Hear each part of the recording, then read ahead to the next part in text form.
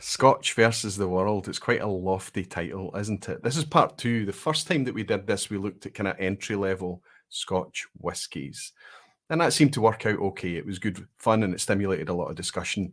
This time, I'm doing the exact same thing again. We're bringing in guests to do it along with us. But this time, we're going to kind of look at slightly more exclusive, slightly more expensive whiskies, not premium whiskies. We're not really up at the high end. Nothing in front of us here is into triple figures, definitely not. And what all we're going to ask is, how's Scotch doing? Has it got a lot of competition out there? Yes, for sure. What is the competition like? What's the differentiators? And what is it going to be like as a value prospect? I look forward to seeing you in a wee minute.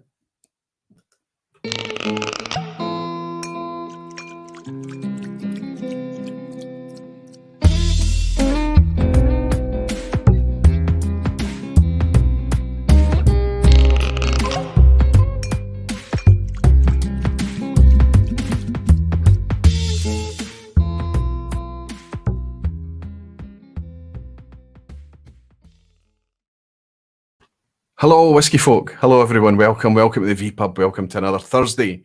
Hope you're all doing very well. I hope you're relaxing and having a nice time with a dram in your hands. And what kind of dram is that? Is it a favoured Scotch whiskey or is it a favoured world whiskey? Are you getting on theme for the night? Have you got a wee set poured in front of you? Are you playing yourself a wee bit of a blind challenge? I have guests joining me tonight, but as things stand, two of the guests that are supposed to be joining me, they may have just arrived, actually. They have just arrived. They're waving, and everything's fine. That's good. It's not like them to be late. So I was a wee bit surprised and wondering where they were. It's good that they've just appeared. We don't need to do a tech check with these guys. It's Phil and Deepa. They've been on the vPub enough times and do their own live streams that they know what they're doing. Good. That means we've got our full our guest lineup is intact now. We've also got Helen and Andy drinking a set in the hope that it's going to help them recover from their COVID a wee bit. So I hope they're able to taste these whiskies I've sent down to them. They did me a wee favour recently, and I wanted to send them a couple of flights as a gift. So Helen and Andy, who are also part of the moderation team in the channel in the lounge there, they're drinking along.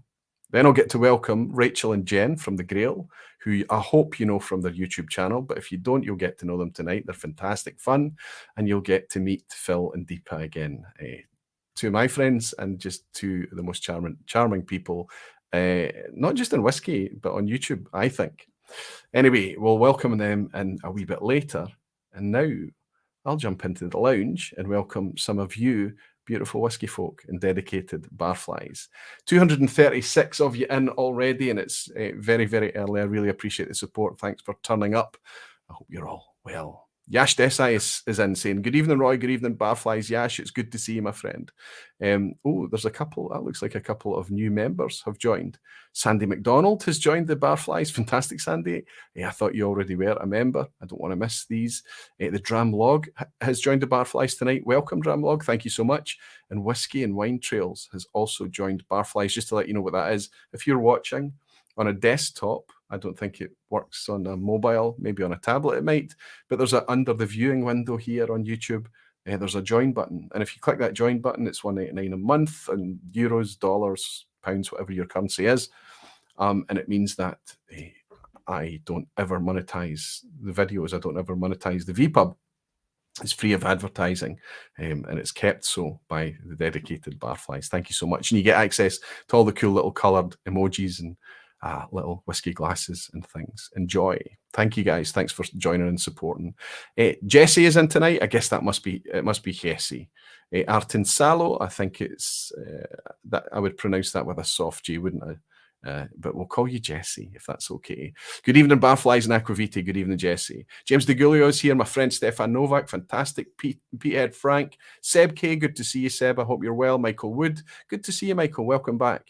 Robert Rutherford is in. Neil Laverty. Helen, as I mentioned earlier. Molasses Mike. Andrew Butler. Malt Minion. That's Chuck, just as it jumps again. Apologies. Bruno Martins, my friend Bruno. I hope you're doing well out there in Lisbon. Gerben from the Netherlands, my friend, good to see you. Captain Bamis is here saying Aquavita, evening Roy and the Barflies, just popping in for a quick Jochen Doris, and then I'll catch the replay. A Jochen Doris is a Scots Gaelic way of saying a nightcap or a last dram, or literally means a dram at the door. Graham Fraser is here, my friend Graham, good to see you, Graham.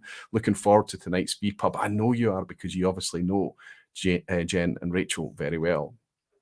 Jimmy's here. Jimmy Legg is here. Hello, Roy. Odd to see you with a beard again. So I shared a kind of archive video. It was a video that I shot 5 years ago, fully edited, ready to go and everything, but it was kind of a proof of concept type thing, and it was called Scotch versus the World. And because I roped some friends at a party into doing this thing, to appearing on camera, and because it was a proof of concept, I promised them that, you know, it's never going to be released. It's never going to be public. Don't worry. And it's never been made public.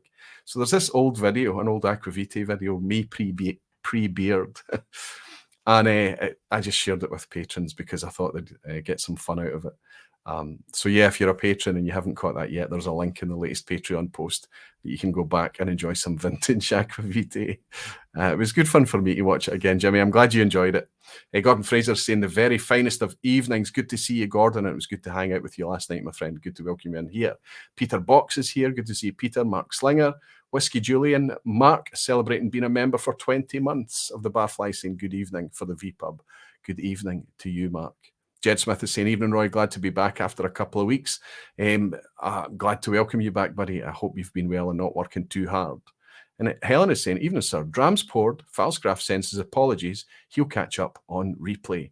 Yes, I did catch that. There was some very, very early chat when I was setting up tonight, and I realised that Falsgraf was getting all a wee bit stressed about not making it tonight. I think he was looking forward to the topic. But I'll always say this, it's the vPub. It's just like a regular pub. You turn up when you can make it. And if you can, I suppose it's different from a regular pub, because, you know, you can't kind of use a regular pub as a time machine, but you can with the vPub. You can pick it up on the replay at your leisure.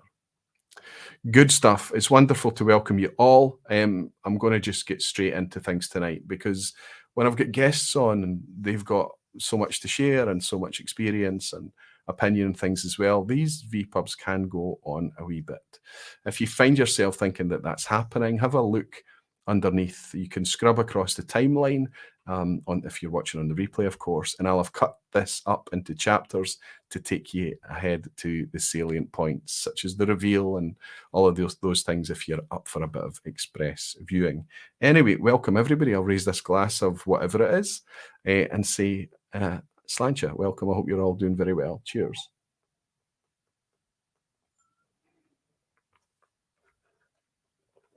Carl Van Wallingham, my friend Carl, how are you? Evening, Roy. Been a while. Glad to find the time to grab a vPub.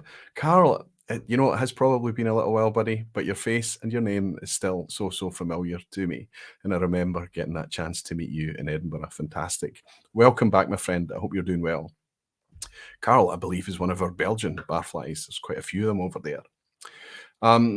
So this is not in any way a scientific test. Let's just get that out of the way right now.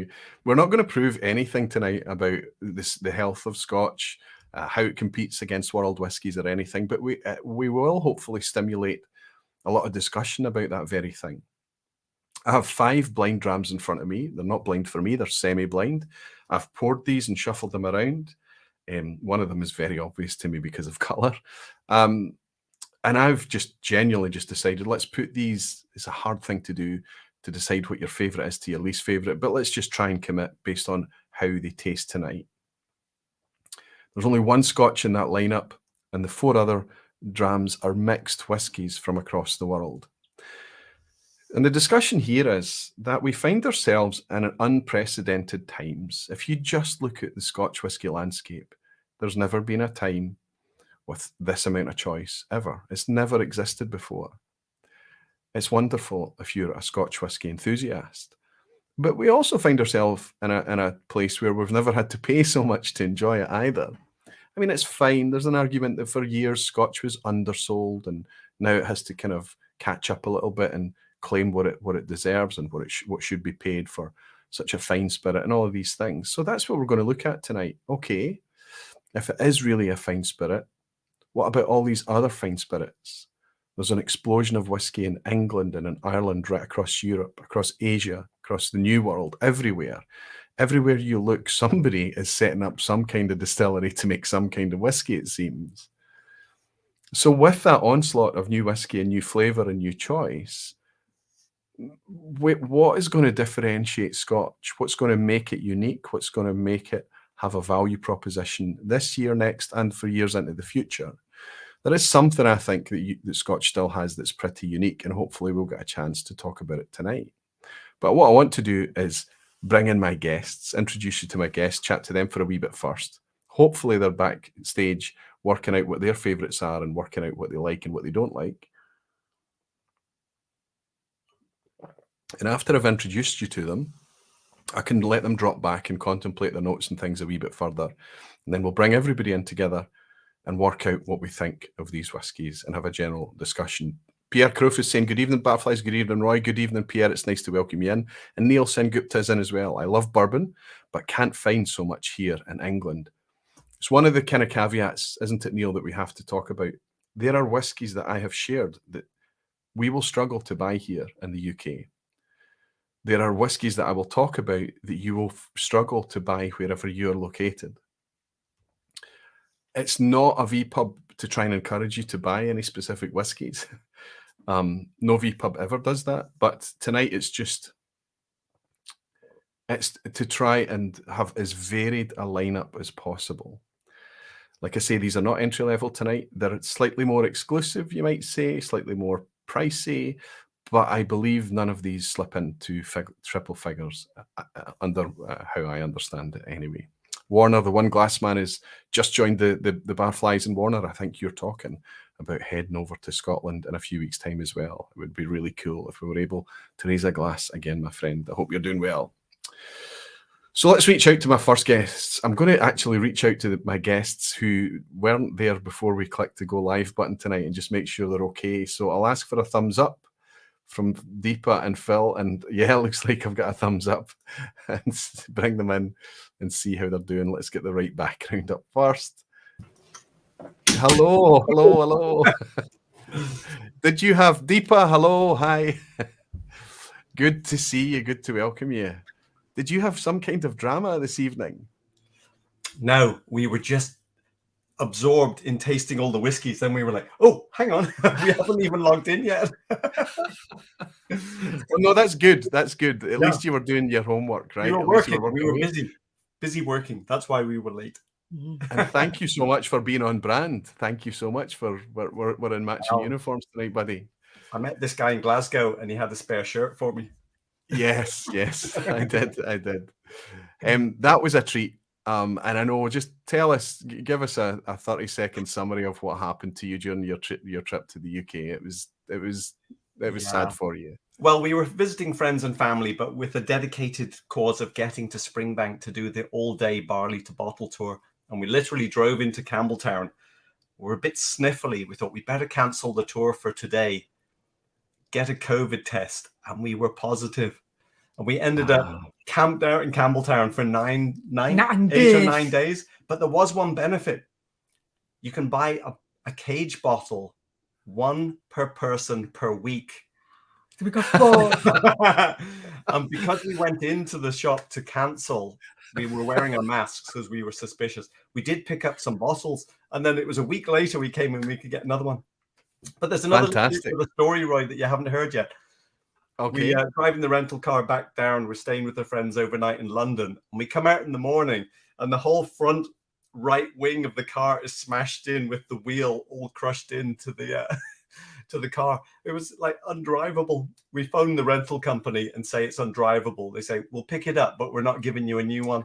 And so now we've got to deal with that as well. So it was all worth it though for the day at Springbank. I can tell you that.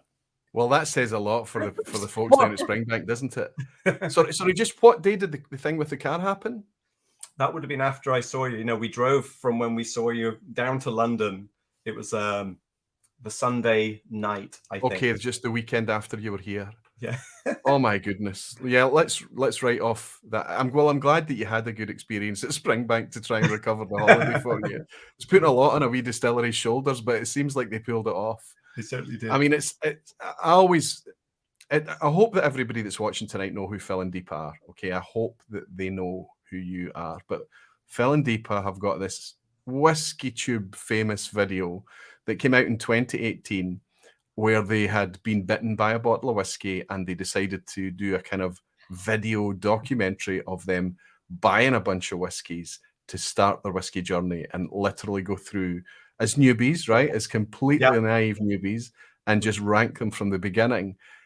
So much were you hooked by whiskey, I think, this is my take on it, that here you are 4 years later, pretty much on YouTube, creating content, everything based on either blind tasting of whiskey still to this day, or giving us fantastic little insights into shops, that vicarious pleasure. You can see what's left of the blind bottles. We still have about 60 to go, but we're up to number... Maybe about more here. Let's see, we're up to bottle number 246 of our blind whiskey. So we'll get over 300. My goodness. So over 300. It will be by the time we finish. We've got about another year's worth of blind supply. And if I'm right, the gantry behind you works as a visual scoreboard, right? Yes. Or a visual ranking, let's say. Number one. Brora 38 is living in the top position. And I mean, I can't say that these are bottom positions. Look, the last thing on the shelf at the moment is Deanston 12. Deepa's just blocking it. But what is on the shelf in this order represents the top 20% of whiskies that we've tried in the blind. Got you. Because I know that you like Deanston 12 more than it being away down in the back corner, right? It's still, I mean, pretty much everything here rates as fantastic or excellent for us. Yes. Because you've tried so many now that's, I mean, I'm looking up that's an RN14 up the top right. I can see in the center there, you've got a Springbank local barley. That was, we've got Bal I'm Blair, looking for world whiskies. Apart from Japanese, what else is there? Are there any other world whiskies? I don't know that there are, honestly. Yeah. And that's mainly because of what we've bought, though. You know, we've had what availability you have, because you're coming to us from the west coast of the US right now. We've had a few Paul Johns go through. Is there anything else that's down here? There's a Glendalough 13 that we really liked. That's it. But I must admit, some Indian, some Irish, some Japanese. But I think it's got so much to do with what's local to you. Something you need to try that's local to you is McCarthy's. I think. Have you tried any McCarthy's? I haven't tried it. We've had a couple of Avalans go through also. Yeah, the guy he's the first guy to make single malt from barley in the US back in the early 90s. Yeah. So I mean, you have got choices there, but when it almost exemplifies a problem that we all face, especially us here when we've got access to much Scotch. When the Scotch whiskey landscape is so complex and so varied, it's tough to take your eye in different sectors and different areas, right up until it becomes expensive. Yeah. I mean, and then we look at it. We had a bottle of Glentockers early on. It's not on the shelf, only because we cleared out some independent bottles at one point. A 21-year Glentockers ex-bourbon, and that really set us down this path of refill old ex-bourbon magic. Put that back up in flavor. And that contrasted so strongly with the Cavalan ex-bourbon, with those, hot climates and what we would call accelerated maturation. They tended to be more like, heavy foot on the gas, a lot of revs and power. And there's something about sitting in an old, cold corner of Scotland for 20 years in an old barrel. I love the analogy, and I think I'm not. Yeah. I don't think I'm sharing spoilers by me telling you that the analogy that you've just shared with us there, Phil, is exactly part of the point of the lineup tonight. Yeah. One of the unique things about Scotch, there's mature product in Canada, there's mature product in Ireland, there's mature product in Japan, but not a lot of it, and certainly not a lot you can buy. Yeah. Scotch still has a huge depth of mature whiskey like no other spirit in the planet has, I believe. And it's still It's getting more expensive month by month, year by year, but it's still relatively reachable, affordable. Okay. Yeah. And I think that what I want to talk about tonight is that difference. What we're seeing, as you've just mentioned, is these really densely flavored, really young spirits that's been designed to be sold fairly young because of climate, because of the business model, whatever it may be, often from very active casks, good quality casks, no doubt, but active casks. So Yeah. you've got this really, really, what did you say, like foot on the gas type Yeah. scenario, right? You've got Oh, this we really. have those on our shelf as well, though. I mean, okay, 13-year-old Lejeune isn't that young, but and it's a 60% Amontillado, I think. Even 9. Local barley is young and powerful. The long road Even a tax also. There's your Moña Oloroso as well, Roy. So Yeah. you know, Yeah. we certainly enjoy those powerful whiskies Yes. for that experience, alongside the more delicate, you know, drifting down the river kind of a ride, as opposed to the big Yes, roller absolutely. coasters of these. Absolutely. And I don't know if you managed to catch it. No doubt you didn't catch any of the vPub last week, but the topic between Roddy and I was talking about not forgetting the beige whiskey, right? Right. The ability that it has to make you focus and dial in on subtleties, to reset your perspective and your frame of reference for whiskey in general. Yeah. But you're absolutely spot on. You don't need to stick with it. You don't need to stay in any groove. You can be promiscuous on style, promiscuous and provenance of where the whiskey's from and everything. And I think your shelf probably shows you to be favouring Scotch, if I'm honest. But at least it shows that you've got Indian whiskey going on, you've got Japanese, and you're trying other things too. I think hopefully there's going to be a couple of things tonight that might inspire you to do a wee bit more exploration. We've tasted through and we're like, okay, we don't really recognize anything as being not Scotchy by very far. That's fine. That's absolutely fine. Yeah. And I almost wouldn't want you to. Yeah.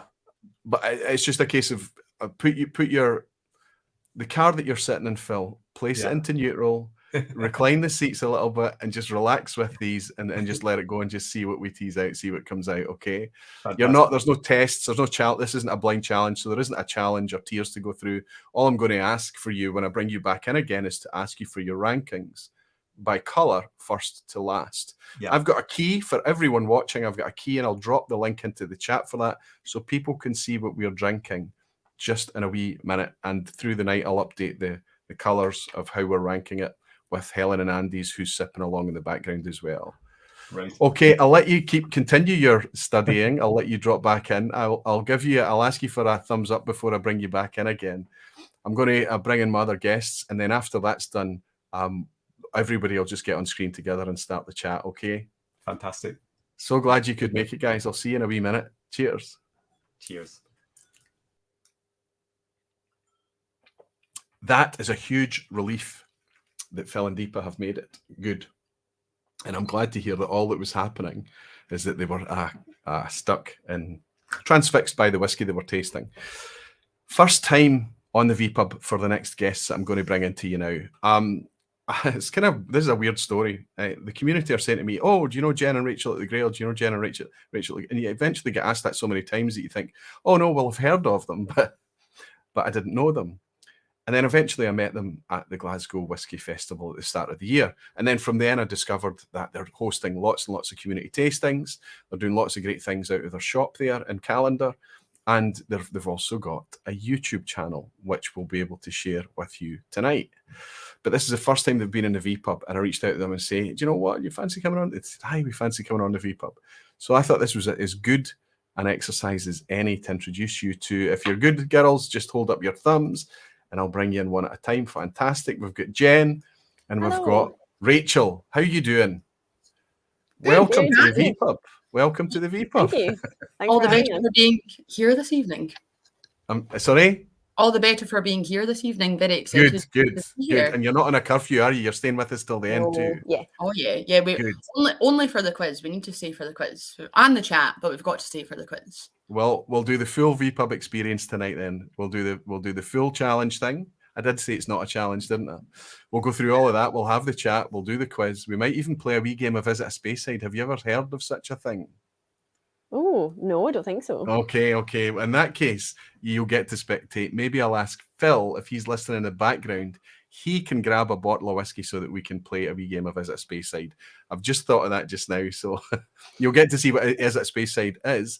And if you're on the vPub again, which I hope you probably will be, we can play it then just to have a bit of fun. It's a good wee kind of break up the stream type game. Anyway, Jen and Rachel, what brings you into whiskey? What brings you to being in such a maniacal state of pursuing whiskey to the point that you've opened a shop? And what makes you brave enough to step up onto the vPub to talk about it too? What's your story? Jen, I'll start with you. Well, we both met working at Deanston Distillery, so we were tour guides. We used to get sent out to Tobermory Distillery to do the tours there as well. So we learned about whiskey from the production side of things. It was an ideal way to learn about whiskey because when you were taking tours, people would ask questions and you've got the person who's making the whiskey standing right there that you can ask. So you learn really quickly. And I think just being in that environment just gives you a passion for it. And yeah, then trying lots of other whiskey. And I think that's what got me into it anyway. I liked whiskey a wee bit before I started working at distilleries, but wasn't that fussed for it. But yeah, then just being in that environment, just going in and through every different room and there's different smells and senses and things. It was, amazing. And then just wanted to learn more about different distilleries. Superb. I was going to ask you there if you'd actually liked whiskey before you did the tour guide thing. What about you, Rachel? Did you enjoy whiskey before you started as a tour guide, or was it similar to Jen where it was kind of like, yeah?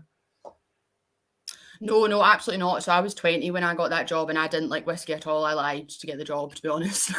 How karma is paying back the whiskey thing now, right?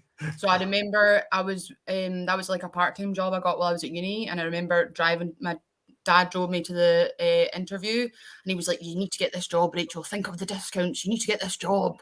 And I was like, "Right, Dad. Okay. I'll get the job. And his favourite whiskey at that time was Bunnahabhain. And I had looked up like the processes of whiskies, but I wasn't aware of anything to do with the industry. So I didn't really know that like one whiskey distillery was owned maybe by a larger company. So I hadn't looked up anything about Distell. So we met at Deanston. And he was like, say your favourite whiskey is Bunnahabhain 18. And I was like, okay, I'll say my favourite whiskey is Bunnahabhain 18. And so the interview went well. And after lots and lots of trying whiskey and lots of pretending to like whiskey, like in front of, so Kirsty McAllen obviously used to work at Deanston, and she had like tastings, private tastings for the staff that now I would like kill to be a part of. But at the time, it was literally like gritting your teeth and going, why does anyone like this fire water? And being like, that's absolutely delicious. But I learned to like that. I think at Deanston, actually, I did start to kind of like whiskey, but me and Jen then got a job actually working in the shop that we part own now, working for someone else, and it was more there, I think, trying not just distill that eventually, I think it was Glen Scotia double cask that actually hooked me, and I was like, oh, that is delicious. That's interesting. Also, I think, Go ahead, also, Jen. Kind of taking distillery tours and working in the shop, meeting loads of other people that are really passionate about whiskey makes you more passionate about it and want to find out more about it. So it's that aspect as well, probably. For sure. I think one of the things that I'm constantly talking about, one of the themes of the vPub and this community and things, is the takeaway is that the whiskey's fabulous. We really love the whiskey. I mean, we do get super passionate about it, and we're quite happy to sit in a wee armchair on our own with no one else around and just collapse into the glass. But the takeaway, and I think the thing that endures your passion or helps your passion for whiskey endure, is the folk, it's the community, it's the people. And tell me this, is it not? Whiskey seems to attract good folk. Do you find that? Find that too? So, yeah. There are people around whiskey are awful nice people too. So it gives me this really skewed view of the world. And then when I discovered the real world, I'm a wee bit disappointed in it. I want to go back into my whiskey world again. Anyway, so now you're working in a shop, but so even at that, you're living and breathing whiskey every moment of your working life then, and then you've got a YouTube channel as well. That seems almost masochistic. What's happening? Jen, what made you do that? Sarcastic. I think we were just trying to get a little bit better at social media, and we started kind of experimenting with doing little silly videos and things. And when we started doing our virtual tastings during lockdown, we realised that people quite liked us, and that we were quite silly and we weren't so serious, and people liked that about it. And so we thought quite a lot of we're trying to look at other YouTube whiskey tasting things, and we wanted to we saw a little kind of gap for still kind of educating people about whiskey, but not taking it so seriously and making it a bit of fun and having a bit of silliness. So we thought we would try so it. kind of sneakily, stealthily educating, making it look like fun, but you're actually that's quite interesting. I'm just dropping in a link to your YouTube channel right now into the lounge, in the hope that the Barflies, there's 350 of you in just now. How many subs have you got? You've been going a wee while. You're doing well, but I think hopefully we've been going about a year. Aye. And we've got about 800 or something just like over that. 800, I think, at the moment. Superb. So I think we could help Rachel and Jen get a wee bit closer to that golden 1000 that unlocks all those tools that you need in YouTube to actually do it properly. So everybody, Graham Fraser is complimenting your backdrop there, Rachel. It's meant to. It's a globe. It's a globe, and it hides my messy background as well. So it's perfect for tonight, right? World whiskey. It's almost like you put thought into it, right? It's not a globe. I said that to Jen earlier. It's not a globe. Sorry, it's a map. I'm very bad with geography. I don't know where I am any of the time. Oh, now you've spoiled it for us. We would imagine this massive globe. It's not a globe. It's not a globe. So we can only see a wee section of it. So always when we're in the shop, then people will say, "Oh, I'm going to this place, or I'm from this place," and I'll go, "That's very nice." And Jen will be like, "You don't know where they're talking about." I'm like, "Of course I don't know where they're talking about. I'm being polite. I've no idea." Anyway, I think that most of the people that come on, they're used to. You guys have done it because you've got you know what it is to stress about what your backdrop looks like. What do you put, if we're going to talk about whiskey? What do you put in the scene behind us? Because doing what I've done is just a wee bit obvious, isn't it? Like bottles of whiskey. But there's a lot of thought goes into it, right? And what people have to remember, I think, is that we don't do it from studios. We're doing it from our own house, our own spare rooms, our own wherever it is. I think, but you guys do it from the shop sometimes, do you? Yeah, sometimes when we do tastings, we're in the shop, or when we do our YouTube, we're upstairs in our little whiskey den. And the shop. Yeah, and also we do virtual tastings as well. And we had a different shop before the shop we've got now, and we actually grew quite a lot from virtual tastings during lockdown. So we were always conscious of like backgrounds and stuff like that. Aye, so I mean that happened for a lot of folk. They had no choice, right? Your shop would have been closed. You have to take it virtually as well. So you actually found that to be a bit of a growth spurt for you. Yeah, because we're just two people, I suppose, rather than a company with lots of people that have to tick boxes and say yes, how are we going to do this? Then we just said, okay, we need to do that. What are we going to do? And we're like, okay, we need to get tiny bottles and boxes and do ABC. And so we did that. And I think it grew. Like, so we've got regular tastings now that happen. If anyone wants to join, you're welcome to. You can check it out. Once a month whiskey, and we do a gin one as well. And we've got tasters from the Brexit thing has slightly snookered the international people, to be honest, with postage. But we've got lots of people who join from England and stuff regularly, and it's lovely. It was really nice, actually, especially during lockdown when you weren't really getting much socialising or much like social connection. Then once a month it was once every like week or 2 weeks for a while. They would have a wee regular group of us that met up and had some drinks together, and it was lovely. It was funny though. Sorry, Jen, go. I was just going to say, after the first one, so we did one trial one. So the way it ended up working, the way that we were both doing different things during lockdown, was Rachel was kind of coordinating everything from her flat in Stirling, not being able to go out, and I was doing all the practical stuff, all the filling all the bottles and doing all the local delivery and everything. And after the very first one, I said to Rachel, we can't do this again. We can't do anymore. It was too much hard work. Yeah, like too yeah. much. We didn't get it right the first time, I think, and then Uh-huh. we just got the process refined, and now we can do it no bother. So You're but in yeah, a I thought rhythm we would now. never do it again after the Yeah. first one. I was like, no more. That was down to the sticky sellotape fingers and the paper cuts and all of that. Listen, I've been there, I've done it. I know Blisters exactly for what- weeks. Yeah. Also, I know so exactly what it's like. you know, your nice bottles with these kind of this thick top. We actually didn't discover these. That's my fault. I didn't discover this kind of bottle till Oh, the probably wee like a tiny. year in. We had the tiny ones. So Jen had to pour out a whiskey into a measuring jug to then decant into these tiny bottles. And I did it a few times, and it was mostly whiskey went on the table and the floor rather than the Yeah. actual bottles. Yes. So it was a learning curve for us both, for sure. But Jen did all the legwork. She was like running. We were saying earlier today, if you'd had your Fitbit, then you'd be like probably like doing a bit of mountain a day from all the running around. It was quite mad. The old shop was on 3 levels as well, so I was up like 2 flights of stairs up and down like all day, every day. Well, I know. It's for somebody who didn't know who you were up until people started to suggest I get to know who you were. I apologize for that. I do, but it's unbelievable how many people have said, "Oh, you've got Jen and Rachel on. That's great. That's great." Oh. I even got a message just before we went live tonight from a mutual pal of ours, as it turns out, from a Glasgow Whisky Club. You'll know who she is, and she sent a message excited that you were going to be on as well. I'm talking about Julie. So it's kind of. You've obviously made an impact. You've used lockdown very well. You've been able to pivot and change to that model quite quickly.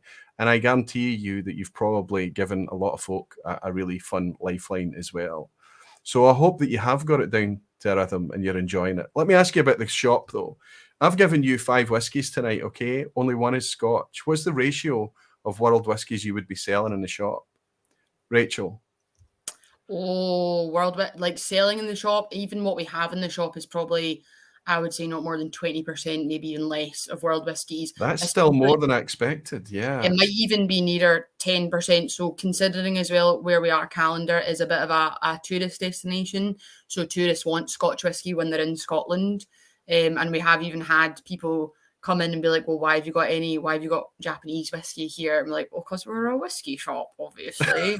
The term I like to use always when people are skeptical of international whiskies, because I feel like it stops them quickly, is being like, don't be a whiskey racist. Just enjoy whiskey for what it is. That's wonderful.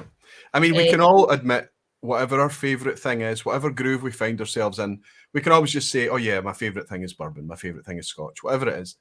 But I think you do yourself and your whiskey journey a disservice to lock yourself off to other flavours, because even if you decide that's not where you're going to go, it widens your frame of reference for the Scotch that you're enjoying, I think.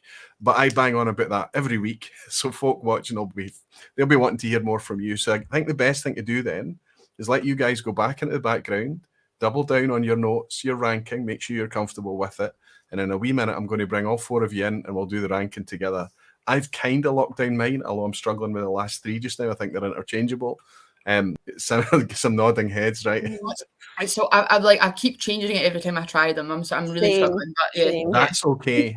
And even if whenever you give the ranking, you just caveat it saying, but look, it could have been completely the other way around on any other night. Everybody here tonight knows that that's what whiskey is all about. That's actually part of the fun of it. But hopefully it'll stimulate some discussion about world whiskies when I bring you guys back in. Rachel and Jen, thanks for joining, and I'll see you both in a wee minute. Cheers. Cheers.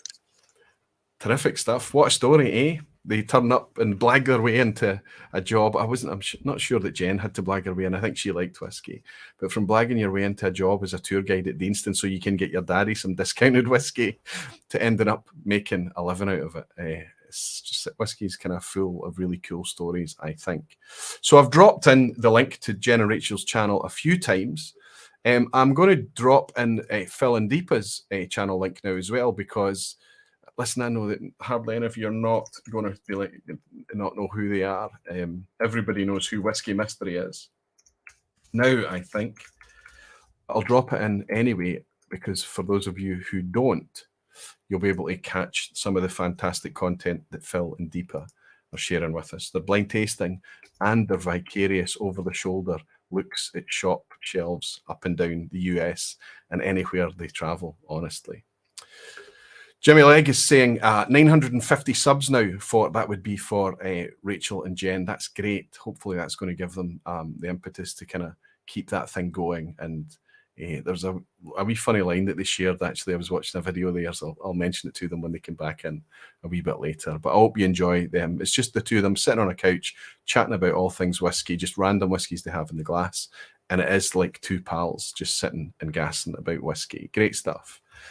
These 5 whiskies I've got, I have only bought 3 of them myself. 2 of them are gifted whiskies. Now, no, I haven't gone and sold out. All the whiskies that I share on this channel are bought by myself, funded by the community, always. Even the 2 that I have not bought myself are still from the community. They're gifts to me. So it brings into question a wee bit, and it's a good thing to talk about. Am I going to be biased? Am I going to change the way I speak about a whiskey because somebody's gifted it to me? It's a little bit like if you're going to question somebody who takes a bottle of whiskey from the industry, because that's the model for reviewing tech, for reviewing cars, for reviewing anything forever and a day. It's always been that kind of thing, you know. You can't afford to buy all the cars to test and all the tech to test, so you get giving loaners or you get given the tech. It's the way it's always worked. But in whiskey, it doesn't have to be like that. We can buy our own whiskey, or we can use our own whiskey if you've got a collection like I have. You can make a decision not to do it that way. That's the decision I've made. Some other people do it a different way. I am going to be brutally honest about the whiskies that are in front of me tonight, because you know what? I know that the people that have gifted me these whiskies didn't gift me them in order for them to become my favourite whiskies, or even whiskies that I absolutely love. They gave them to me because they know that I'm whiskey promiscuous and I like to try everything. And they gifted me whiskies from their part of the world that I am not able to buy here. So it's fair game for tonight, but in the interest of transparency, 2 of these whiskies that I've got are gifts, and I'll share who gifted me them. Or I'll at least share what the gifts are as we talk through tonight. The Spirited Man is celebrating being a Barfly for 21 months. Thank you so much. He's saying, love your recycle videos, Roy. Proud to be a Barfly. Well, I'm very glad to have you here as a Spirited Man and supporter. Thanks for being a Barfly as well, my friend. Cheers to you, Slanjabata. So we've got Whisky Mysteries. Phil Deepa's link in there now as well, and I'll obviously have it in the description box for keeps afterwards. I think I've got my favourite to least favourite tonight, but it is only tonight. I know what I'm drinking. There is an element of, if we prefer Scotch like I do, if we prefer a certain style of whiskey, we're going to be looking for it and we're going to push it to the front. We're going to push it to the start of the lineup because, yeah, we're biased. Do I want to see the Scotch come out on top? Yes, honestly, I do. But I have specifically picked a very good value, very dear to me Scotch whiskey tonight in this lineup, and I do want to see it do well. And I have specifically put it in a very compromised place. It's going to struggle to do well tonight for a few reasons that I hope we uncover. I don't want to talk too much because I think we might end up uncovering or sharing some spoilers. But I don't know what's in the glasses except for one. I can tell what one is. You'll be able to tell what I'm drinking because there's a coloured dot underneath, and hopefully you can see them. The whiskies that my guests have the same coloured dot. They have no other indicator on there, and they have no idea what's in the glasses in front of them. So hopefully tonight, as we go through the reveal, there'll be some wee nice surprises, not just for them as they're sipping them, but for you as you're watching as well. Aaron Edgerton is in. Good to see you, Aaron. He's saying good morning, Roy, and everyone from Brisbane. Good morning, Aaron. It's really nice to see you to join on a Friday morning, my friend. Jolly Rover is saying, just for reference, the Grail was at 866 before this vPub. Great job, everyone. Finally getting them close to that magic 1,000. Great addition to Whiskey Tube. Absolutely. I'm so glad you feel the same way as I do, Jolly Rover. And I think the big thing here is that people don't realize just how difficult it is to grow a channel to 1,000 subs. It's brutally impossible. because you're in this catch-22 of YouTube doesn't start to really promote you until it sees that you're getting traction, and you don't get traction until YouTube in some way or form helps you. At 1,000 subs, they can monetize, they can do all sorts of other things with analytics. It's just, and YouTube, it seems, starts to actually take them a wee bit more seriously. So hopefully getting them close to that 1,000 subs mark will mean that they can access that very thing. Listen, I appreciate everybody that's given them a wee sub. I'm sure you'll enjoy it. And Andrew Butler is complaining and saying that, Roy, I'm still colourblind. I apologise, I didn't ask any of my guests if they were colourblind, so if they are, they can hold up to the camera and I'll let them know which one that they're sipping.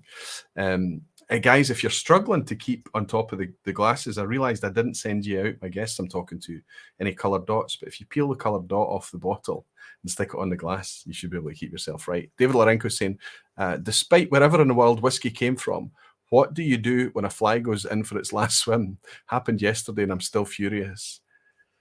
I know it's probably not going to be a popular answer, but I just kind of put my finger and pick the fly out, throw it away, and continue the whiskey. I don't even skip a beat. It doesn't bother me in the slightest. My friend Tom is in Spiritworks. Tom, I was drinking your whiskey last night, Tom. What a belter it is too. Evening, Roy. I'm down here in Englandshire, sipping on some local juice. I know exactly what you're drinking. You'll be drinking a Wireworks. Tom, it's just a shame that so many folk can't get their hands on that. That's a wonderful first. I've loved it as the bottle's gone down. It's got better and better. You're going to struggle to follow that up, buddy, I think. Sugar Kitty is in. So good to see you, Sugar Kitty. And saying they are at 962 now. My goodness, if we can convince... That's amazing. If we can convince 38 of you to give Jen and Rachel's channel a wee sub, I'll drop the link in. That would be incredible because they could potentially make 1,000 tonight. That would... Seb K is suggesting that I grab the fly and demand that it spit it out, you wee expletive. Lucas is saying that's what you should do, get the insect out and enjoy the dram. Thank you, Lucas. I'm glad I've got some agreement.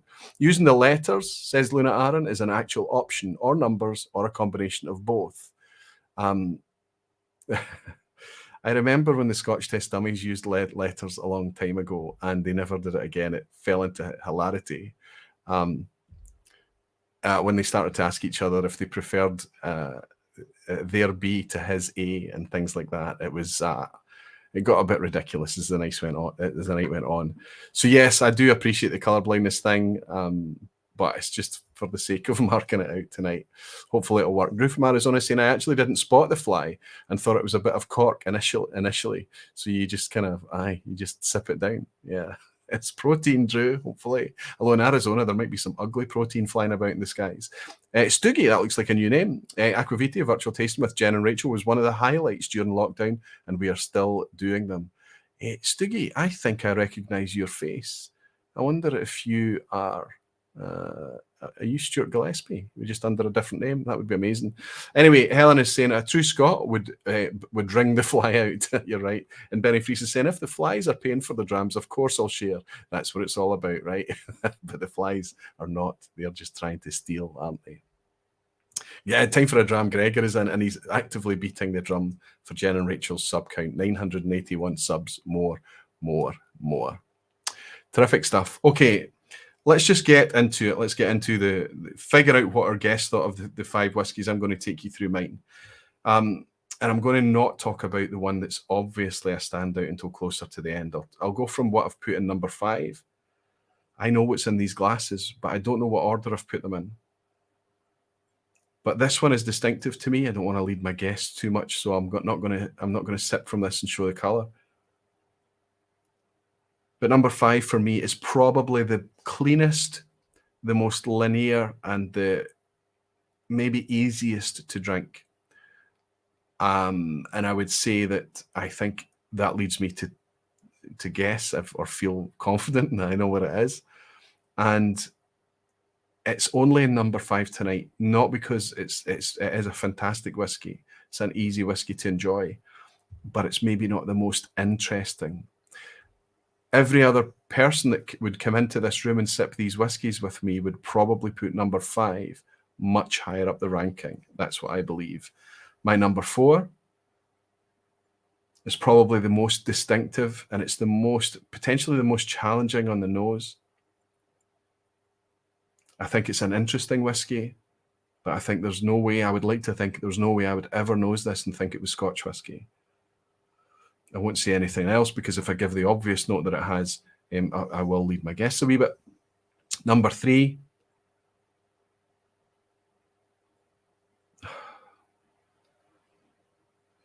Super cask influenced, but lovely. You know, just because something has lots of cask activity doesn't make it a bad whiskey. Not everything has to be in perfect balance, and not everything has to be spirit forward.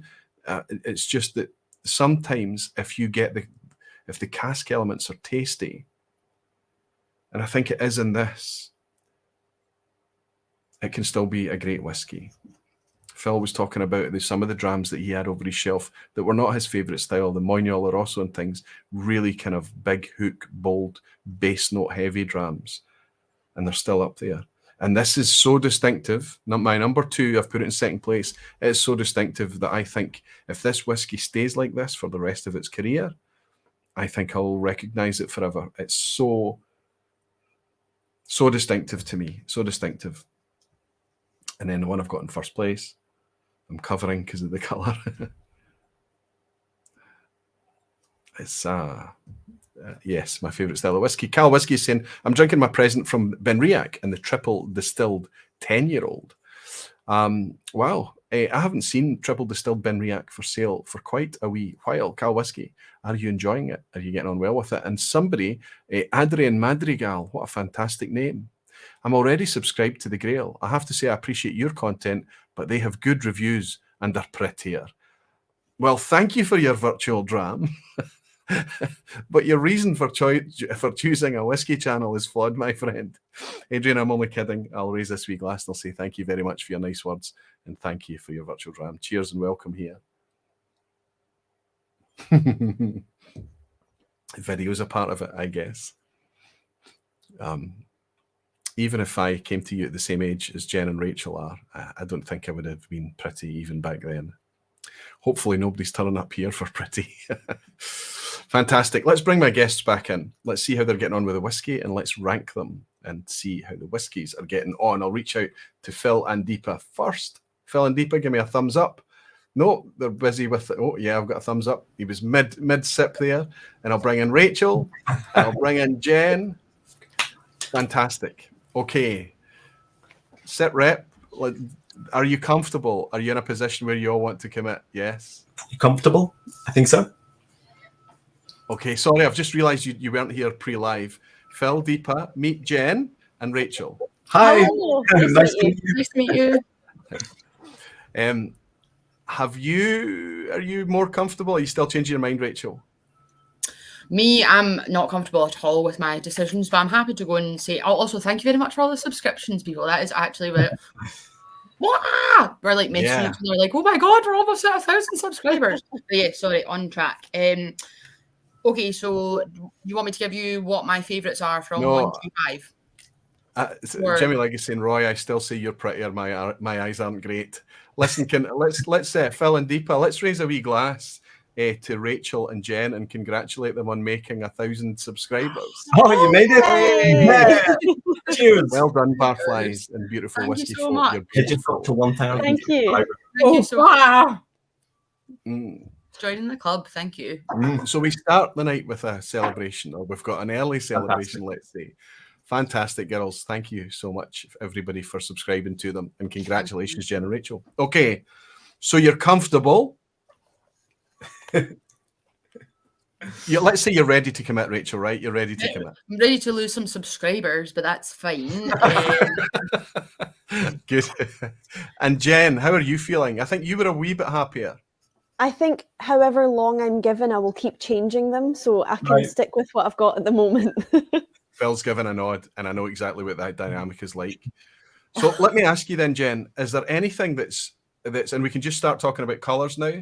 Is there any particular whiskey that kind of stood out? Anything that's distinctive to you? There's one that I've mentioned is particularly distinctive to the point that I think I'll be able to pick it out forevermore. Like I've not come a cropper bragging like that before. But yes, there is one that's particularly flavoursome, let's say, to me. Is there anything that stuck out to you, Jen? Initially, when I tried them for unusualness, I would say green. Green, okay. Was the more unusual one, I think, of the lot. Pink is the one that has changed the most over the time I've been trying it. I tried them all yesterday, and then I tried them again today, and they were totally different. But pink is the one that has had the most vast shift in my tasting notes, I think. Okay, good, but good. Green was the one that was most unusual, I would say, I think. Without telling us the colour, are you confident that you've picked a Scotch out in this lineup? No. Right, okay. I thought I was. When I tried them last night, I was 100% sure, and I'm not. I've now gone the total opposite direction. Good. Listen, it's whiskey, and it teaches us. Exactly. That's part of the fun of it, right? Rachel, what about you? Is there anything that's popped out? Any particular glass that's kind of speaking to you or seems noteworthy? So I only tried them today, but I've tried to try them like a few rounds earlier. So I've tried them earlier. So I'm going to go more with my tasting notes earlier, because then I kept on trying them and I realised I've been influenced slightly by drinking whiskey. Me and Jen also have very different tastes, and we intentionally tried to not discuss this too much so we didn't influence each other. So I would totally disagree with Jen. I thought green was my second least favourite, actually. And when I kept going back to it, I was just like, I didn't get much from it. But I thought, so pink for a while I thought may have been a Scotch, but I've totally changed my mind on that now. And pink and red, I kind of half want to like fire in a guess at the distillery, even, because I think pink and red. Yeah. Red, definitely. I think straight away, as soon as I tasted it, I thought I knew what it was. We'll probably be wrong, but I think we agree on what we thought it might be. We thought red might have been amroot. Which one? Amroot.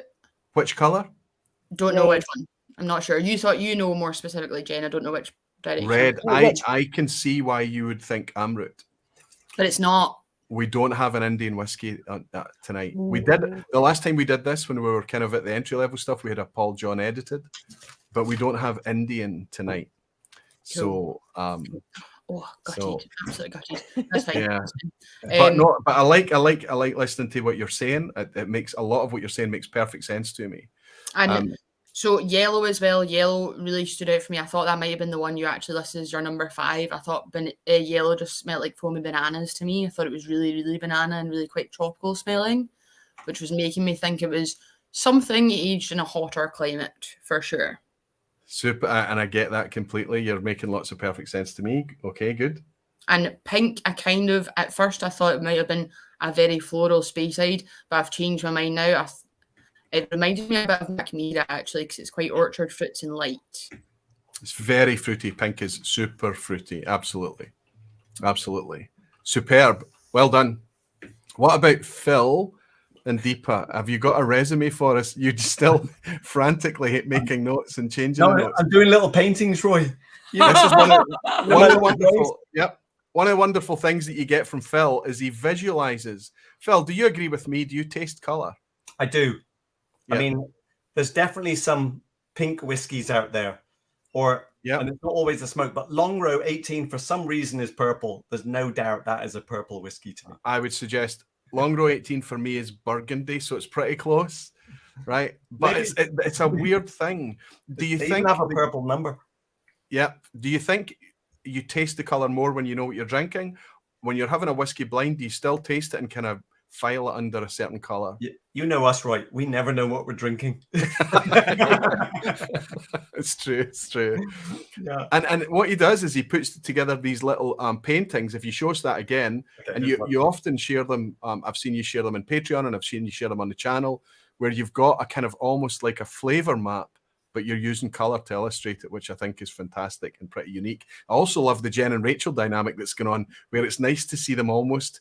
You don't fall out. You never fall out, but there's often an exchange of words, and you are quite polar opposites at times, aren't you? Yeah. But I think most that of helps. the time. Yeah, I think that's definitely. the thing. We don't agree at all on drinks often. Yes, I think that's perfect.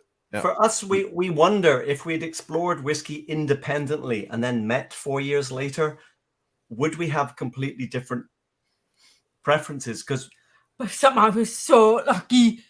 We agree. we do agree, and I can get the feeling we've talked ourselves into what we like between us, you know. But that's very lucky. Or maybe it's just because we've been married a long time. But we are all part of this same influential dynamic. The channels influence each other, Phil. Whether we want to admit it or not, we do. We get excited about the same whiskies because we see a channel just really having a moment with a whiskey and we go, oh, okay, I need to try that. And you try it and you're already invested in it before you try it because you trust the guy or the girl that you're watching talking about the whiskey and you want to have the same experience that they have.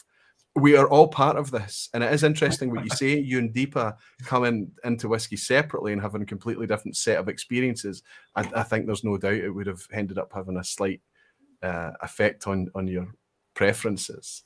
Sure. But let me ask you then, have you agreed on your favourite tonight? Have you got different favourites? I think we're mostly agreed. Yeah, about the price, about that. We put them in order and we did swap the favorite ones of these two, but we were pretty clear on these two being at the lower end of our preference. Yeah, I mean, I've just realised I'm sharing something, and I want to make sure I'm sharing the right thing. Yeah, I think I'm sharing the right thing, so everyone's got the key. But what I'm going to do now is I'm going to pull up at something else, and I'm going to get your rankings from you. Let's see if I can do that and bring up. Right, what I need to do is hide my ranking so that we're being as legit as possible. And I'll bring this in now. Now, what's the best way to make this work? No, that won't work. It has to be like this. So all I'm going to do is ask you all just to give me your rankings then, just so that we can do a fill thing and see a colour pattern, okay? This is starting with Rachel. Are you ready, Rachel? You could just give me your colours. Yeah. So my least favourite or best favourite first? You just tell me whichever order you want to go in. Least favourite. Let's go with least. Least favourite. So blue, then green. Oh, sorry. That's all right. Yep. Blue, then green, and then red. Yep. The more I'm tasting red, actually, I don't like it very much. No offence, red, but I'd no problem. Last now, but whatever, I'll keep with that. And then pink. Pink in second place. Pink in second place, and then I don't know if yellow's a basic bitch one to try, but I thought yellow with foamy bananas, just I love it. I love sweeties. I thought it was really interesting. You're loving yellow. It tastes young. It tastes young and spicy, which I quite enjoy. Perfect. So that's your colour set there, right? Yeah, that's it. Good. Perfect. Thank you.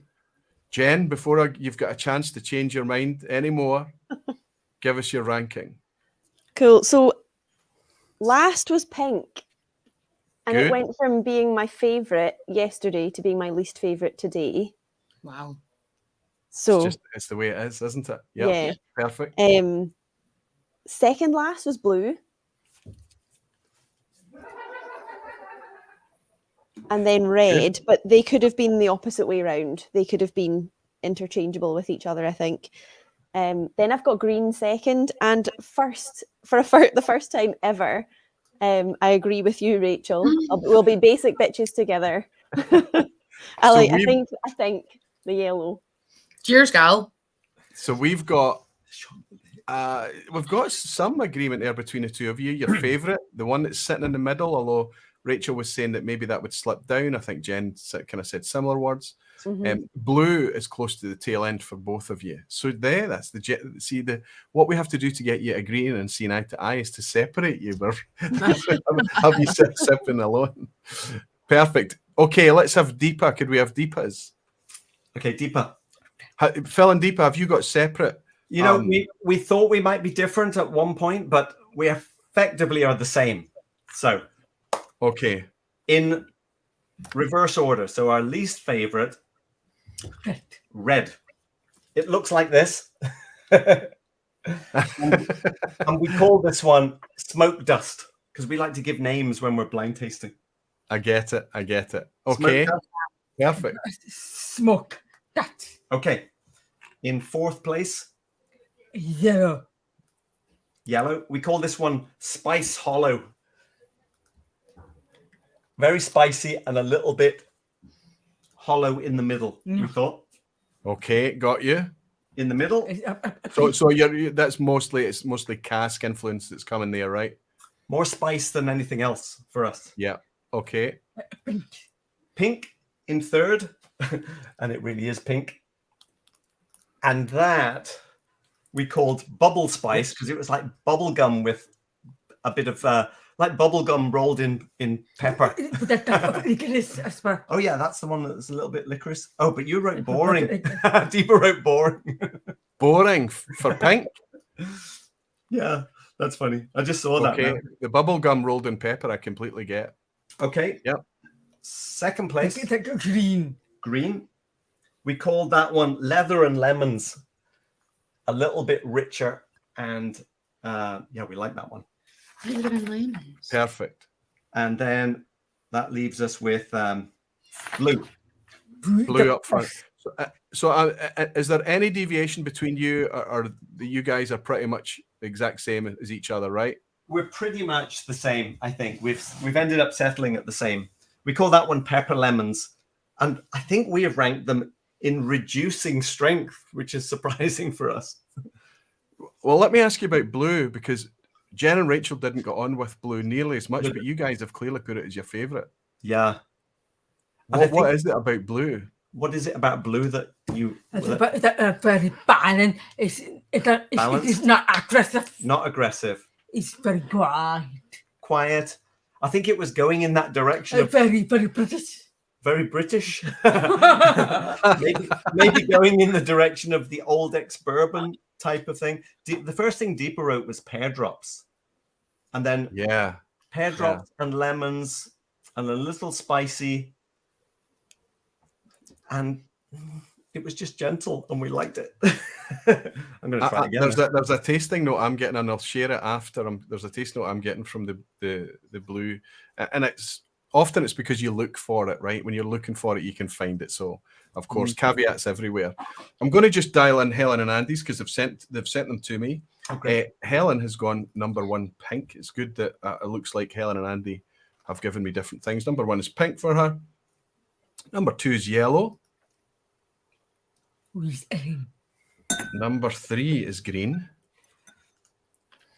I need to find a good, quick, more, or have an assistant. Maybe that would be good. 4 is blue, that's in the right place, and 5 is red. I think we all need a whiskey assistant, don't we, Roy? Yeah, wouldn't it be great? But then they drink all your whiskey, I suppose. So we had somebody here to do this. There we go, that's it. So let's do Andy's. He's gone pink for number one. Oh, so we've got... So I think there's definitely a dynamic in whiskey. If you're sitting in the same room together, Rachel and Jen, you influence each other. Now, maybe you guys are like magnets, and when you're in the same room together, you polarize each other, right? But I think it's happening. If we're at tastings and you're at the tasting, you're grouped around a table, I think you often see a consensus of opinion of experiences because somebody makes a particularly pleasurable reaction at a glass of whiskey, or they talk about it in a certain way, and suddenly everybody gets the same idea from it, and they start to enjoy it more, and different things like that. So it's going to be interesting to see. Number 2 is blue. Oh, maybe not. 3 is yellow. We actually quite recently hired staff for the shop, so we technically have whiskey assistants. But it's fantastic! No, they're great. They're great crack. They're great crack. They wouldn't do this while we drink, though. To be fair, but they probably would if we asked them. We've just not asked them to do that yet. Kerry minds the shop while we drink upstairs to film YouTube. So now I think this is a typically interesting color scheme that we have here. Look at this. Oh, look at that. Helen and Andy, maybe if you could give me the scores for these, and I can give you the final rank for everything, just for fun, for no other reason. So if it comes in first place, it gets 5 points, and if it comes in last place, it gets a single point. And then you can maybe let me know what the colours are and WhatsApp me through the scores. I know I'm abusing you and treating you like whiskey assistants, but hopefully you're able to relax a wee bit more than me to work out. But it looks like to me that blue has cancelled itself out a little bit. It looks like it could be green, potentially yellow that's strongest. Pink's got a couple of favourites in there too.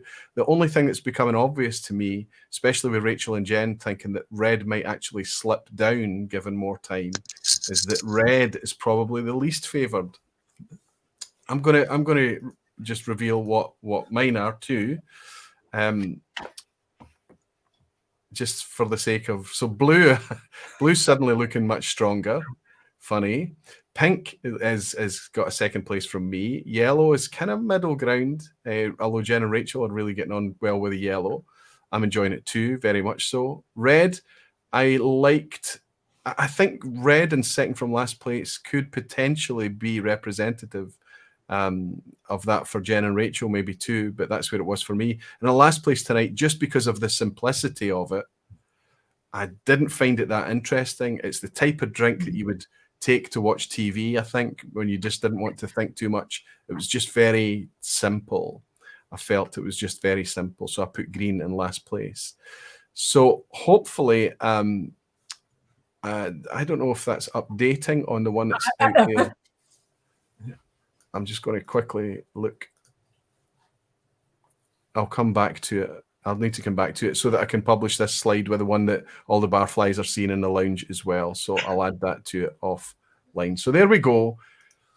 We'll find out what the scores are. So typical for a blind challenge. There's no consensus. I do think that blue and pink are doing pretty well. But then green's done okay. Pink's pretty strong too. The only one that's done a wee bit poorly is red. So now, do you want to do a semi-blind matchup just for kicks? I'll reveal to you what the whiskies are, but I won't tell you what the colours are. And see if there's anything. I think that it's going to be tough because some of the whiskies I'm sharing with you, even Jen and Rachel are in retail. They will still have whiskies shown to them that they've probably not seen, let alone tried before. Because we are But mostly representative Scotch. Yeah. Just mostly Scotch, just to. I'll need to, well, I won't cover the dot. I'll just pick the coloured dot off so I don't reveal that right now, and I'll stick it around the back. We've got a Japanese whiskey. We've got Hibiki. Phil looks excited. Well, I don't know why. False confidence. Okay. Now, I think you guys have, this is Hibiki Harmony. It's their entry-level non-age statement, Hibiki. You've tried it, Phil, haven't you? You and Deepa. We've tried some. I don't know if we've tried the Harmony, but we have tried some Hibiki. Yeah. This is the non-age statement entry-level one. This one's very obscure. This is a gift from the community, from one of the Dutch Barflies. I'm very grateful to have it. I'm enjoying it. This is called, we'll wait for the camera to focus. It's called Clay. Dutch single malt whiskey. This is a cask strength version. There's no other details on this on the back other than to say what bottle number it is from which cask number, but it does have printed on the label matured for 3 years in ex-bourbon casks. So this is a young whiskey from Belgium. Up next we have, I'll take the wee colour dot off, an Irish contender. But it's not a single pot still Irish. It is triple distilled, but it's their malt whiskey. It's the single malt from Dingle. I don't know if you guys have got this in stock, Rachel and Jen. We don't. We don't know. Yeah. So this is their first fairly large scale core range release. They've been batch releasing up till now. This is their core range release. It's quite distinctive for me. The flavor on this is very distinctive. It's very estery. It's very fruit forwardy. I get lots of ripe fruit on it, and I get lots of bread and donuts and things like that. I think it's a very interesting whiskey, and I feel like I'll always be able to pick it out. Then I've got, well, I'll leave the Scotch till last, shall I? I don't know if you caught a glimpse of that, but I've got a very obscure whiskey here that was gifted to me by a Canadian Barfly. This is from British Columbia. I can't stick the red dot back on, but I'll just need to remember that it's red. This is from British Columbia in Canada. Very difficult to get a hold of even in Canada. This is from Shelter Point. And this is their Smoke Point whiskey. So this is their peated version. And I think if I just check this aged in American oak ex-bourbon barrels for 5 years before a 2-year finish in special quarter casks, previously used by a famous distillery on the Isle of Islay. So I would imagine that that's probably Lafroig quarter casks that we're seeing there. And then finally, we have our Scotch whiskey. This has got a very mature age on it, and yet this is Glencadam's 18-year-old. Now, this is currently discontinued because Glencadam was shuttered from the year 2000 to 2003. So where we lost a 15-year-old, they're now back with it again, and it's fantastic. The 18-year-old is currently slumbering. It will be back again. You can still buy this. It's still out there in the supply chain. I actually got a bottle very recently from Doc, who picked one up at Glencadam Distillery for me to replace this one because I love this whiskey. So this is Glencadam's 18-year-old. So that's I don't want to say too much more because I might kind of just lead you or spoil things. But does that switch on any lights for anyone? I can see you studying it. Yeah, we got excited by a couple of those. Yeah. Okay. We have one where we wrote, this is some kind of ex-Islay cask finish. Wow. Okay. So let's just go and commit. What do you think that is? We have the red one as Islay cask. I'd actually written Penderyn only because I was guessing that they did ex-Islay casks, but red for ex-Islay cask. So that would be the Shelter Point, right? Would Jen, does that make sense to you? That would be one of the options, yeah. The Canadian one. Yeah. Right. Yes, definitely. That was my initial thought when you said it. So are you getting you I think you both picked up. I am definitely getting a very smoky lick to this, and it's the only one in our lineup tonight that's given us any smoke. I think it's quiet, the smoke. I don't think it's like Islay smoke, but it makes sense that they've really the smoke has only been imparted by the quarter cask from Lafroig, right? It all happens in the finish. Nothing on the nose almost. Yeah, but there is a kind of savoury wisp to the nose for me. Mm-hmm. We're doing bubble check as well, and it looks pretty strong. Well, I can tell you the ABVs if you like. What would you say, Phil? 52 for the red? Yeah, it's 53%. So the bubble check is doing you a good service there. 53. Can I ask what the bubble check is? I have never seen that before. Let me show you. Quick. So 40% whiskey, you shake it, bubbles disappear very quick. And also up to 46, it can be the same, maybe because they're filtered. But once you get to 48, the bubbles really start to hang around. Wow. Okay. Cool. I've never seen that. I didn't know about that. That's awesome. Thank you for saying. If you get to 50%, they can sit there for a very long count. Where did you find that out? Was that your own research? I saw Ralphie shaking a bottle. Really? Here's 61% bourbon. Big bubbles, but they evaporate like boiling sugar. Oops. Very cool. Shaking your whiskey bottles in the shop and see what. Let's see the bourbon shake again, Phil. Bourbon shake. Let's go 66%. See how fast they disappear? Yeah. So you're in danger. You're in danger of mistaking that for 40% whiskey. No way. But they're really big beads, but they pop fast. And 40% are little tiny beads that pop fast. Well, let's see if I guess, should it work in a bottle? Yeah, it'll work. Yeah. Not nearly so much, I don't think. Yeah, no. It does bubble up a bit. Yeah, it does bubble up a bit. You can see that they're big and they're disappearing pretty quick. Yeah.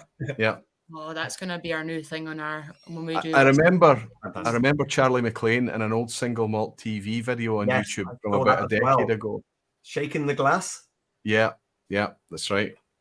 I felt obliged to shake a glass at Springbank in the warehouse tasting because they weren't sure what the ABV was. And I thought of that Charlie McLean clip. It's like, if he can do it, we can do it. And we were like, yeah. I mean, Ralphie would shout at you for shaking the glass, right? But you know, you can say, oh, well, if he shakes the bottle when I saw it, I can't remember which one. Yeah. Yeah, no roly strolly. Frank Peathead is saying big bubbles, no troubles. Absolutely. That's it, Frank. And Sugar Kitty is saying the old time name for the bubble test is holding a bead. That's right, it's the bead, isn't it? Beads, yeah. And I think the bead can be used in more than just whiskey. And Ben Marnock is saying beading. Absolutely, Ben's in the industry as well, and he's in a bottling plant, so beading is a big deal. They actually have to, I guess, certain whiskies they'll have to fill in a very, very certain way to stop it foaming, right? It'd be good to talk to you about that, Ben, if that is a thing. Jimmy Jazz is saying Macallan has always had the most impressive beads. Oh yes, oh yes. Oh, hang on, we got one. So we always guess too high with Macallan. Yeah. Because their bubbles will just sit and sit and sit. We go, okay, that's got to be mid-50s, but it's only 48%. So yeah, be careful if it's a Macallan. Yeah. I mean, that's what edition number 6 or something. That's like beer. Yeah. It's like a nail. Yeah. It's incredible. It's a whole new world. You've opened my eyes to a whole new bubbly world of whiskey. Thank you very much. Only for the real nerds of whiskey. I mean, our tagline is whiskey geeks, not whiskey snobs. So thank you. Absolutely, and I think if that's exactly the type of thing that we are all interested in talking about in here. I know that Roddy Graham is in as well. Good to see you, Roddy. That type of thing is right up his street. It'd be interesting to get his opinion on it. Jimmy Jazz is saying the colour will help the colourblind, Roy. Yeah, we'll do it. We'll do the very best we can from here on in. And Evo is saying Clay's from Rotterdam, so very much Dutch. Absolutely. So I think if we then kind of go back, you guys have, I think we've got consensus on the red, haven't we? That we all think the red is the Canadian. Yes. Canadian. I think so. Yeah, I've written smoke as well, and that makes sense with it having been in quarter casks. I've written that I thought it came from a hot climate because it was more intense but with less depth. So that would make sense with the quarter cask rather than it being a hot climate. Yeah, and I have to say that most of the whiskies that we, you know, if you are a world whiskey, you're maybe it's a hot climate scenario, or it's young whiskey that's been very recently distilled that's going to go into quite an active cask to bring on the aging quite quickly. So you're going to get a really densely flavored spirit with a lot of cask activity and things. These are differentiators, the climate thing, the young whiskey, these are differentiators from what Scotch has to offer as a legacy, I think. So it's interesting that you picked that up. But we've got consensus that we all think red is Canadian. I've put it here, and I agree with you absolutely. I think the smoke gives it away. It's just that it's not a powerful smoky dram, but there's a significant dump of smoke there, and it's called Smoke Point. So Shelter Point, Smoke Point. I think on balance tonight, it's obviously at the end of our scale. So we'll figure out what the scores are if Helen has managed to do that yet. Oh, no, that's interesting. Oh, I'm going to keep this for now. This is interesting.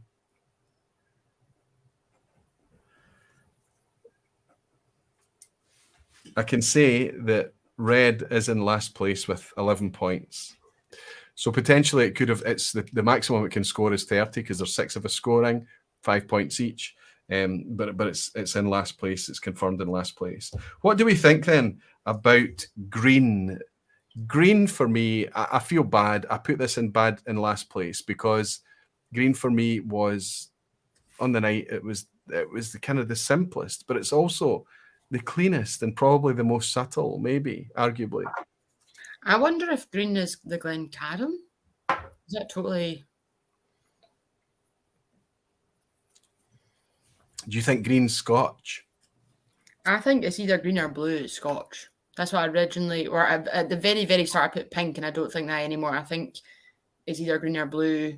And I think from my tasting notes, I know some of you guys said blue you really liked, but blue I definitely got the pear drops in it, but I found it smelled really minty. And then when I tasted it, I thought it was really lacking in flavour.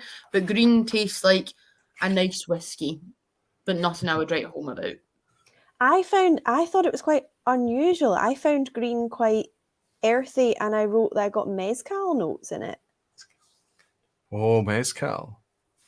I did get a wee bit of ethanol, a wee bit of acetone, a wee bit of it does it is okay, as in from oak, as in opposed to okay. It's okay.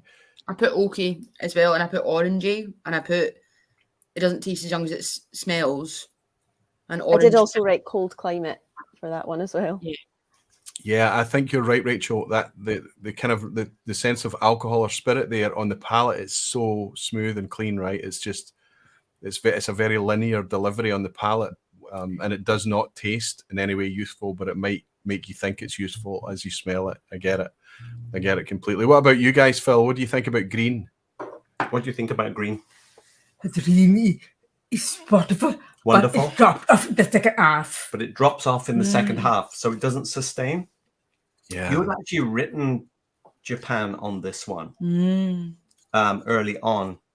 But also starting. It is very controlled in a way that a Japanese whiskey could be. And you actually had written grain here as well, ? So that would fit with Japanese, but we also thought blue-green could be Scottish, which again fits with Japanese style whiskey being quite Scottish style. Absolutely.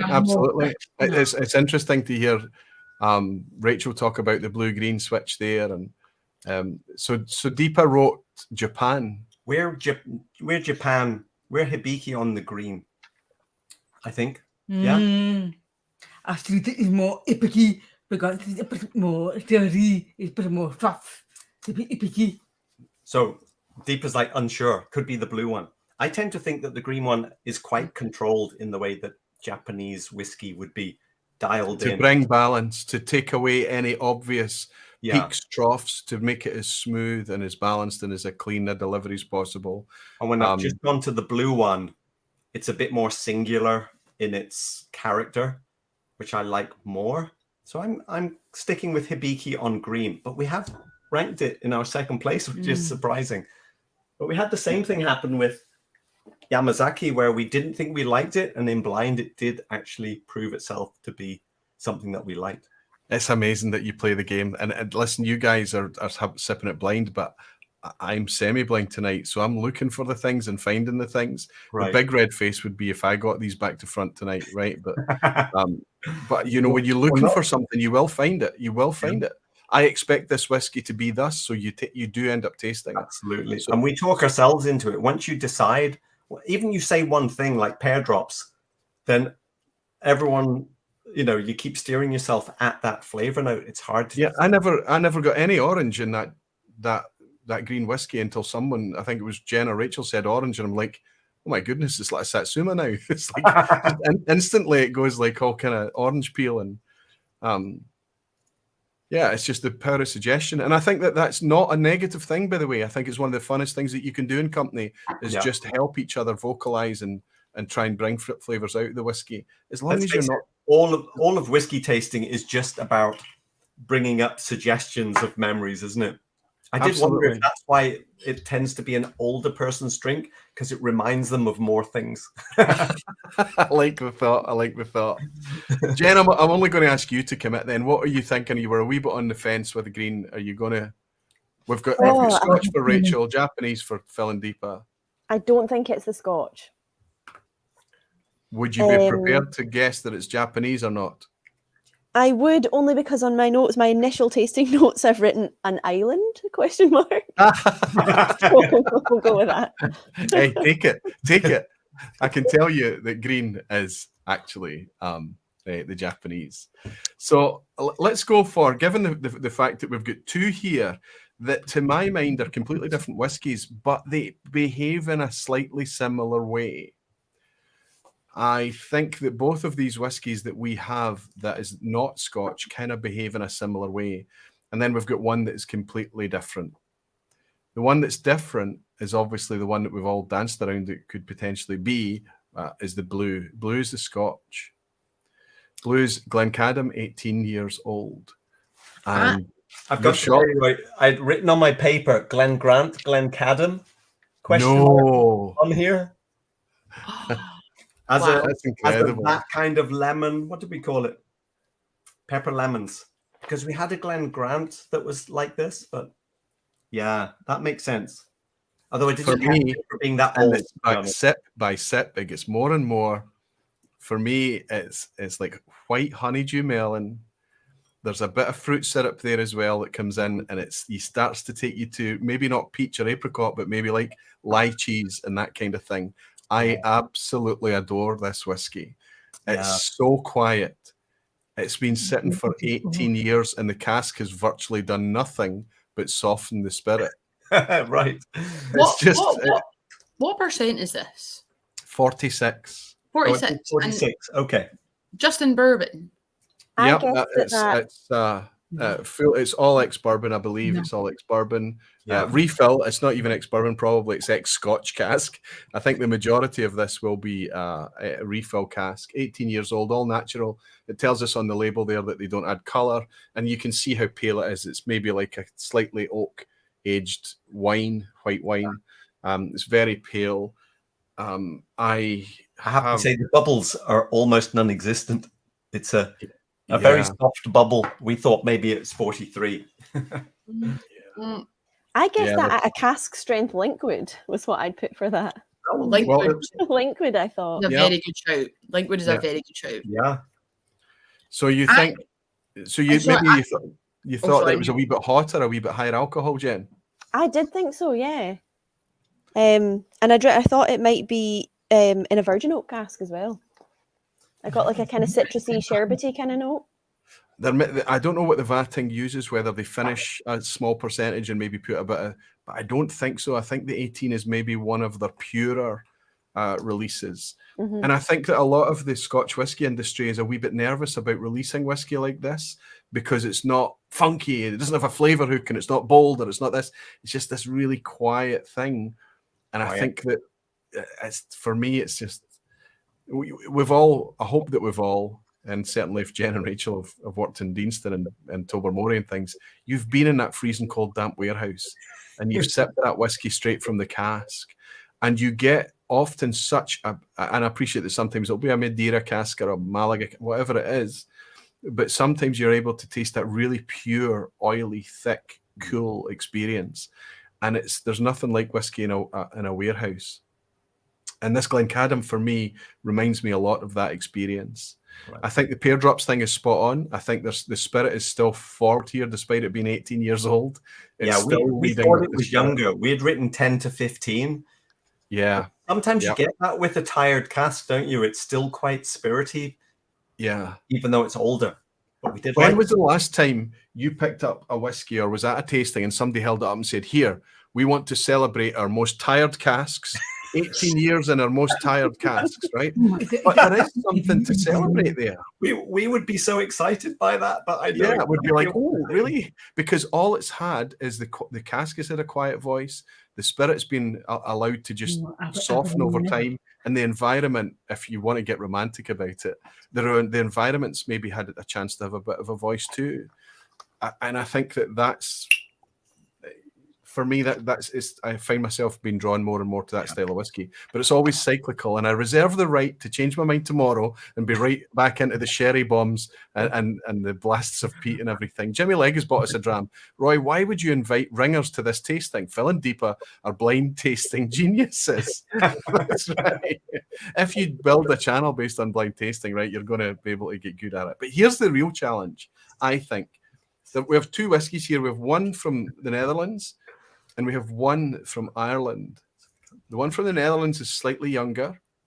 The one from Ireland, at this point, will be drawing some slightly older stock, but not very old, maybe 5 to 6 years at the very most. And the one from the Netherlands is only going to be about 3 to 4 years old maximum. And it's just kind of, it's not asking your preferences anymore. It's just, what would you commit to? Could I also just I don't want to backtrack, but just very, very briefly to be see with the Glencadam with that age statement on it, with the price that will cost, we're talking about bang for your buck. Do you not think you can get a much cheaper whiskey with that same fruity flavour that doesn't cost the same amount of money? Because I'm so shocked that's 18 years old. Not as elegant as that. Do you think that's much more elegant? Maybe I'm a mature taste. What can I say? It's just it's so subtle and clean, and you make a very good point, Rachel, because you need to, drink that Glencadam in contrast, that is not what I'm offering you tonight. In contrast with, like, for example, if you drank the Glencadam in contrast with a Deanston 12, the style would be very, very similar. But the Deanston 12 would be all jagged and vibrant and spiced, white pepper, and I mean, Deanston 12 is one of my favorite whiskies ever. It's a wonderful dram, but that would show the elegance. That would show the time. It would display the time in that Glencadam. That's the thing. They are sleepers, aren't they? Those whiskies that you think there's not much going on, but if you side by side with something which is 10 years old or 12 years old, like Altmore or something, yeah, you think they're the same, but then you go, oh, hang on a minute. Yeah, I'd like to put that one beside a Kingsbarns, actually, because I did initially think it had similar notes to the Kingsbarns Dream to Dram. So, and that's one of my very, very recent favourites as well. The Time to Dram, I think, is a great, because Kingsbarns, when they first came out, was super spirity, but the Time to Dram, they've brought a nice kind of, a much more balanced take on what they're making there. It's super interesting. But that's a perfect one to sip it alongside. Jen, if you run out, I'll send you more. I bought another bottle, as I said, or Doc got me another bottle. So I've got a backup there. I can send more. And I think that it's one of the most interesting things you can do is just have, because you can't buy it easily unless you've got an indie that's willing to bottle it. How do you buy whiskies that teach you what time does and not cask? It's not common, and it only exists in Scotch whiskey. I don't know where else we could go and buy this stuff. You know, the Canadians are not releasing it, the Irish aren't releasing it, the Japanese are not releasing it like that. But in Scotland, we've got the confidence, it seems, certain distilleries, Glencadam being one of them, to release this really clean. You know, Glencadam 10, guys, you must sell Glencadam 10. We don't actually. Well, we have it. We've had it in the past. I don't know if we've got it at the moment. But we've got quite a rotating stock. We don't have it in right now, but we have had it. Yeah. I mean, it's just a cracking take on a very delicate style of whiskey. And I think that Glencadam, because they don't have that hook in a lot of they've got these Porto releases, they've got the Sherry Bomb releases and things. They're playing with their whiskey too.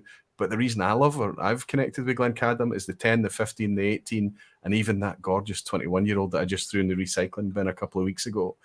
They're such pure, elegant whiskies. That's unique.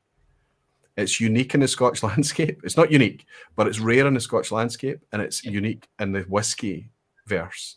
There are not a lot of whiskies out there that's doing that time thing. It's sorry, I've just almost missed another, and it's from your friend. It's from your fan. So it must be Adrienne. Adrienne Madrigal has said, what would that bottle shake cause some damage in the whiskey? Because I'm tempted to shake all my bottles just to compare them.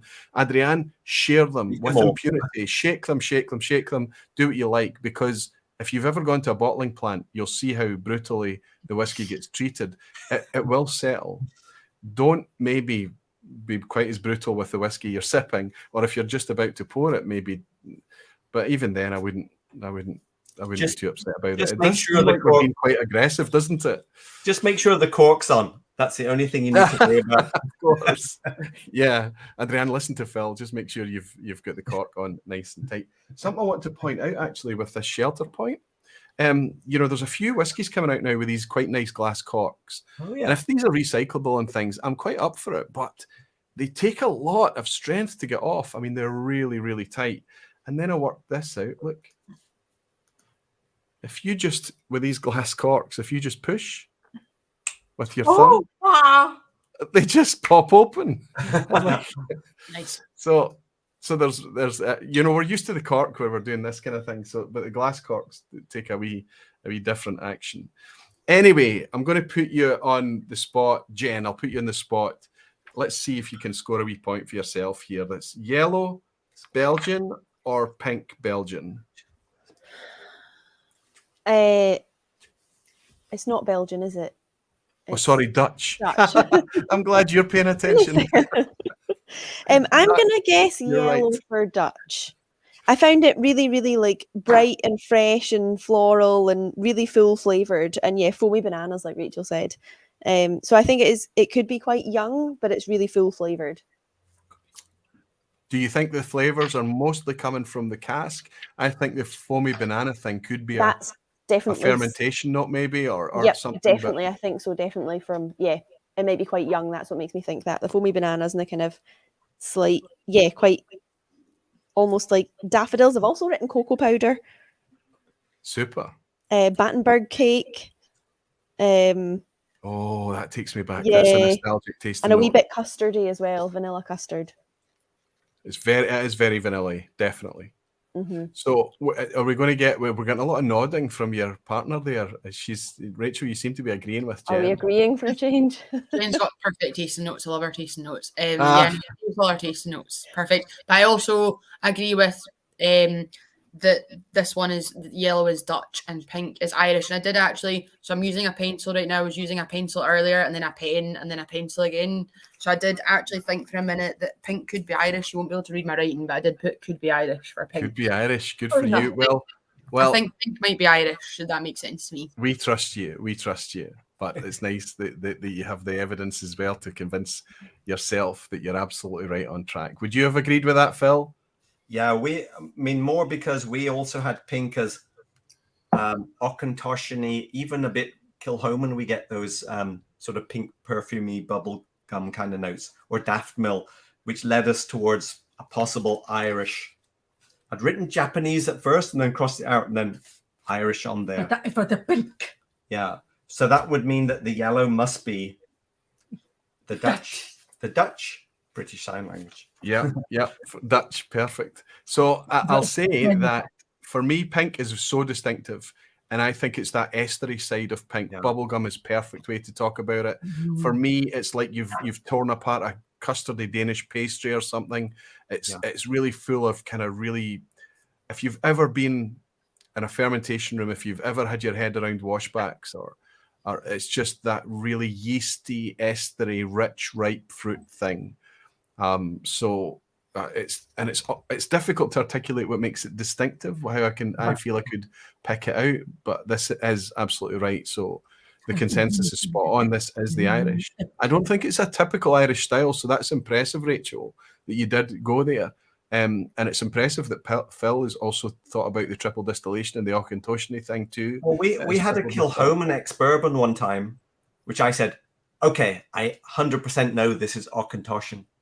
Because it had no peat on it, but when I compare it to a Valanche Auchentoshan, it shares the same things, and daffodil has a little bit of that as well, and I really like it. That yeasty fermenty thing that you're talking, that's the daffodil thing. Yeah, there are other whiskies out there that have it too, and if it's done too much, you sometimes get a wee bit of a lactic note that can be off-putting to a lot of people. I don't mind it if it's in check. I don't mind it if it's a wee bit lactic. When it starts to get onto the ugly lactic, like cheesy or feet or baby sick and all of these horrible things that we find, I don't like it so much, but I don't mind if it's there in just a little bit. And that is not there. I don't think it's in this, but it hints towards it, if I'm making any sense.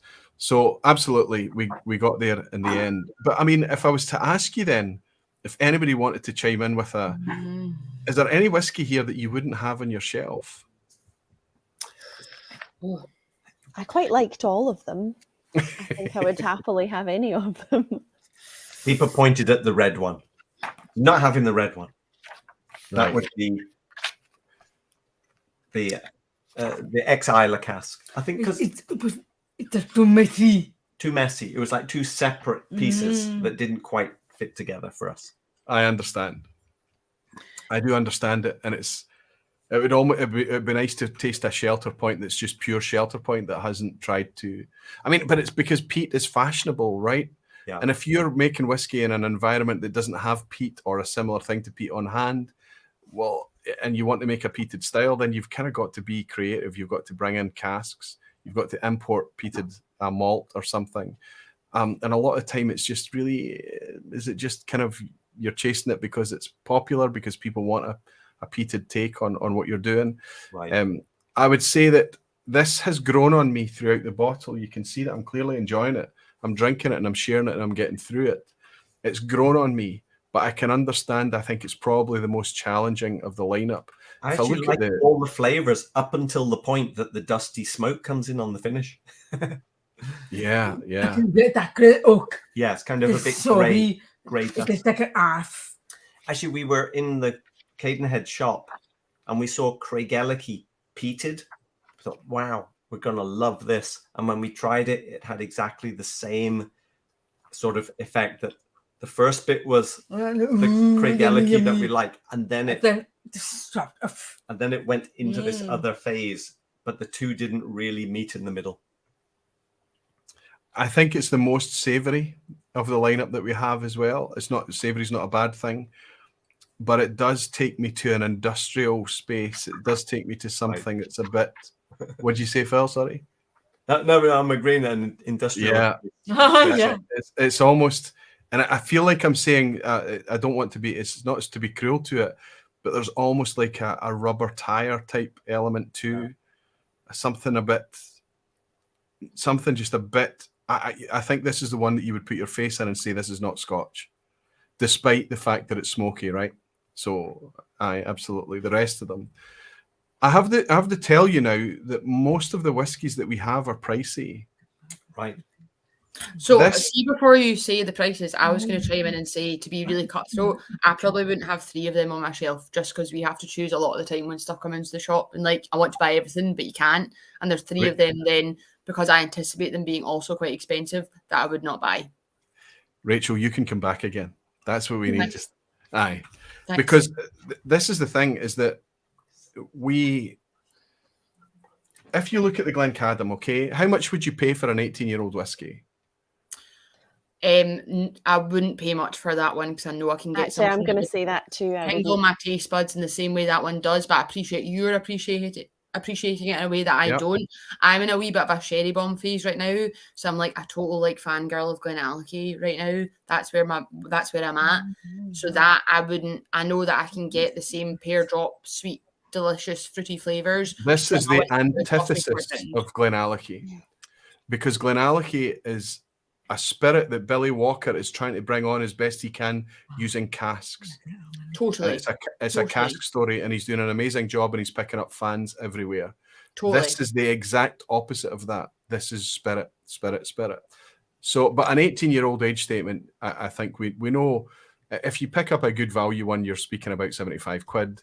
Tamdhu have just released a ridiculously overpriced one at £140. But generally, we're in a fairly high price bracket. So this Scotch whiskey is 70 quid, £70.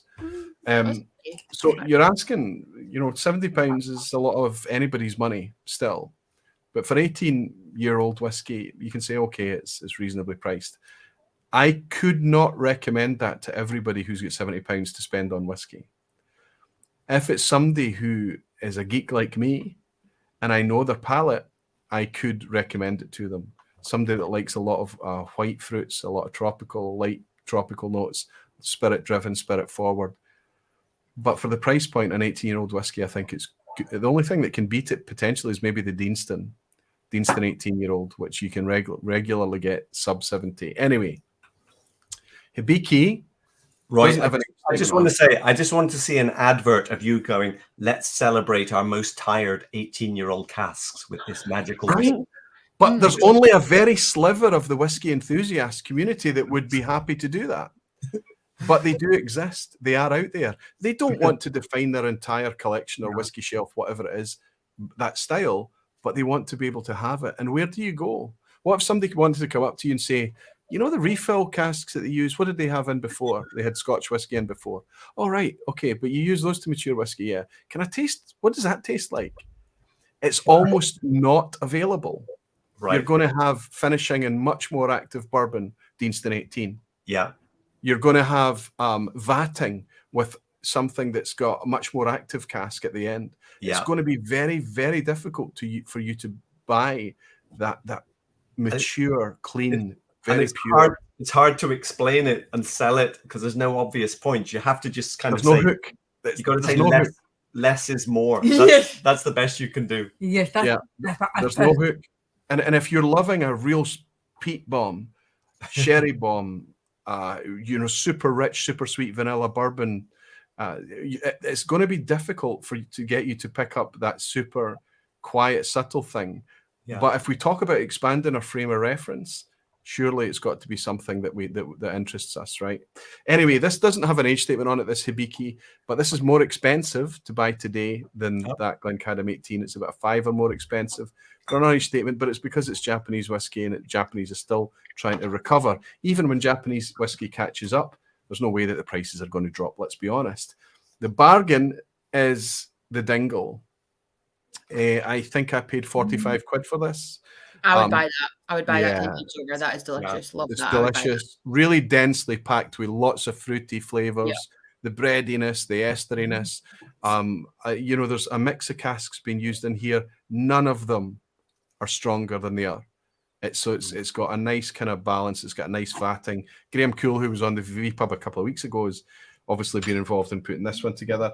The final two are gifts from the community, so I don't have prices for these, but it's not relevant to us in the UK, I would guess. Even you in the west coast of the States, Phil, you're not going to be able to get your hands on Shelter Point very easily, or clay whiskey from the Netherlands, right?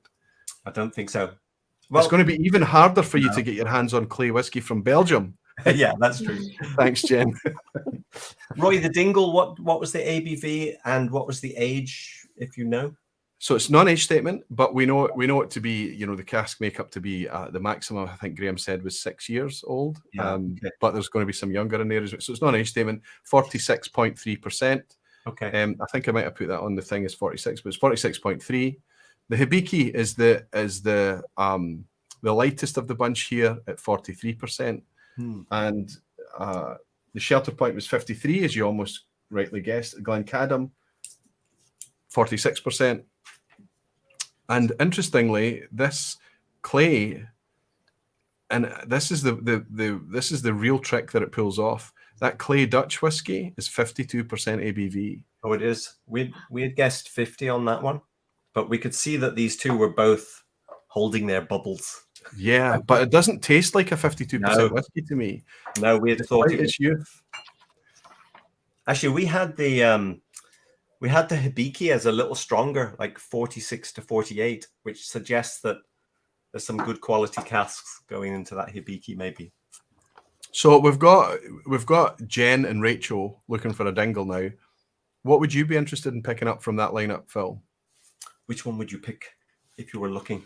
Deepa went straight to the Glencadam. Wow, it's incredible, isn't it? Yeah. And it's I don't know if it's, but it is unique. We all agree that it's unique, right? And I don't know if somebody can come up to me and see it, you know, here's a really mature thing that's been left alone in a quiet cask for a long time and it's not Scotch. I'm all over it. I want to taste it. I want to taste what a spirit tastes like that's not been messed around with too much for that amount of time. I would like to compare the Dingle to a $250 Daft Mill, which is what it costs. Yeah, well, you know, that's interesting. I think the Dingle is richer. I think it's more dense. The Daft Mill is more elegant and more kind of a sweet and light spice. However, I think it would be a good comparison. Yeah. You've got it there. You've got it. Have you got enough Dingle left to do it? That's an empty bottle, and the Dingle's empty as well. Listen, you'll be able to over in the States. You'll be able to get your hands on Dingle. Deepa's going to grab the Daft Mill while we have it in our memory. To compare. Do we want to let? Did you hear me talking about is it a Speyside, Phil? Yeah. Did you grab a bottle, or would you like me to grab a bottle? I have something. I like the you fact have some. I know nothing about most of the questions you're going to answer, so it's going to be super hard for you. So, well, okay, you've grabbed a bottle that you know nothing about. No, I think, like, I've done a little bit of checking, so I think I can answer most of your questions. Right. Here's what we do, Jen and Rachel, okay? There's these wee sniper coins. They're glass toppers. You know, you put them on the top of the glass to hold the aromas and flavors in. Super handy for especially if you've got a peaty one in the lineup so that you're not just swamping yourself with the peaty ones. And you can do the wee one-fingered flip with it. It's really cool. But on this, it's got a little, is it a Speyside logo? It won't focus, will it? It's going to focus. Yeah, there we go. And you can't buy this. You can only win it. So they can play along in the lounge, and people that participate live can win it as well. It's just for fun. I've got 10 questions to try and guess what core range single malt Scotch whiskey Phil has got hiding off Oh. screen. Okay. Okay. And the game is called Is It a Speyside? So everybody that's in the lounge right now, please play along. I think I've missed a super chat. I don't want to miss that if I have. Mamuka has bought me a dram. Mamuka, good to see you in, buddy. He said, cheers to all the ladies. I'm happy to see so much diversity. My own wife is going to convert to whiskey thanks to Redbreast 12. Peace, happiness, and love to all. Let's raise a glass to the first ever vPub that I'm aware of that's had more ladies joining than men, Phil. Yes. That's incredible. More ladies tonight. Here's to a wee bit more of that diversity you talk about, Mamuka. Absolutely. Cheers, my friend. Thanks for your dram. And cheers to the ladies. Yeah.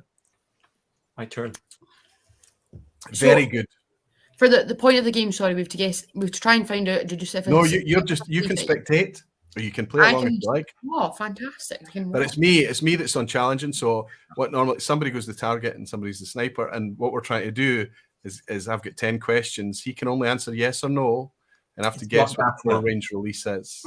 Oh, I love that. That's so much fun. We should do that in the shop, Jen. That sounds good. Yeah, it's called Is It a Speyside? There's going to be lots of people that come into the shop that already know what it is. Let's have a go. Jimmy Legg is saying, get me on, Schnell. See, Jimmy Legg he's developed a spreadsheet. And to this date, the only time that the spreadsheet's been beaten was one time. Very recently, I managed to beat him with a Glasgow distillery bottling. Anyway, it's me that's trying to guess tonight. So let's pull up the counter. Okay. 10 questions, Phil. You have on hand, just out of shot, a single malt core range Scotch whiskey. Yes.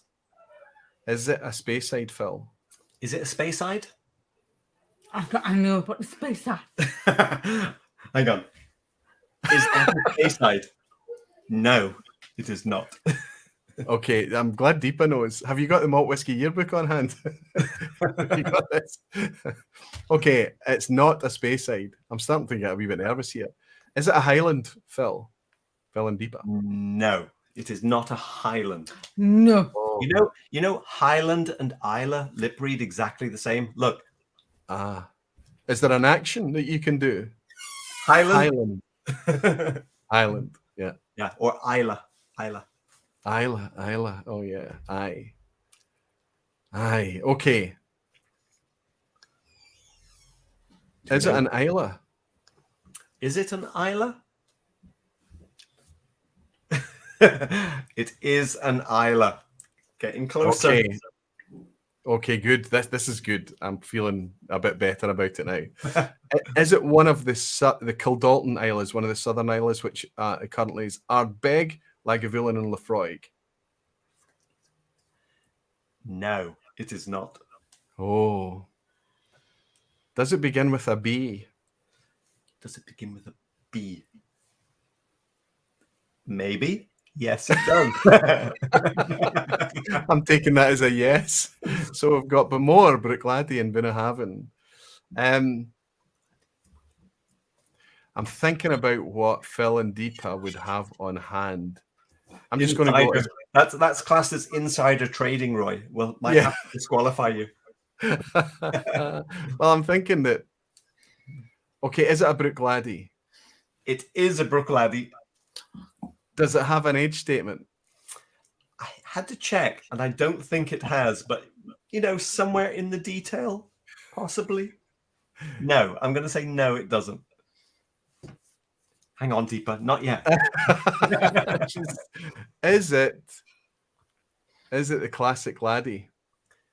No. Oh, it's definitely core range though, right? I could be in trouble now. I believe so. Well, yes. Okay. Core range? I think so. Maybe we're skirting the edge of the rules on core range. Okay. Is it a wine finished Port Charlotte? It is not. It's more core range than that. So the standard Port Charlotte is a 10-year-old, as I understand. Is it a Port Charlotte? No. No. Okay, whatever I'm going to guess there is wrong, right? So I'm now on my Harley. I've got nothing else to do. All Let's I see. can do is- Okay, let's give Roy a few clues. No. I don't need clues, because if you win legitimately.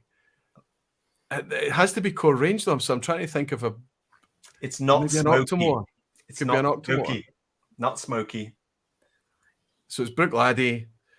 It's not got an age It's statement on Isla. it. Is it a Brook Rachel! Laddie? Rachel. Do you want me to Who's say? shouting? Is it a? She's got it, has she? Is it a Brook Laddie Isla Barley? Oh, there it is. One of our very early favorites.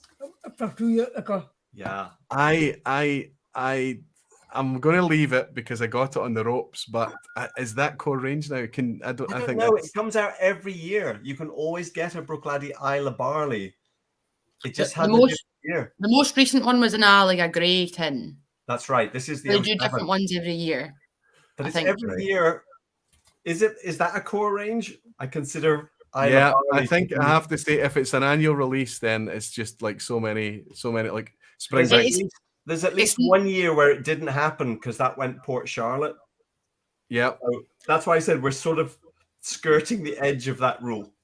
But it is like it's a core range, but it's not the same whiskey every time as I understand. It's like different Right. years they do, so it is like a regular release, but it's not the exact same no, whiskey every they time. let it so go, I and understand the there's confusion. definitely folk. Jimmy Leg is saying they could have anything Aquavite. There's loads of folk got Isla Barley here. They're all screaming Isla Barley. Gabriel Wilding. It's just that was me having a. But I got it. I still got it You on did the last get it. guess. I got there in the end, but I I was was trying my definitely best. up I against thought- the ropes when I I got thought, it. what's the most asshat core range I can find downstairs? And this was it. Well I done. love Well Isla done. Barley. I love it. Yeah. Aye.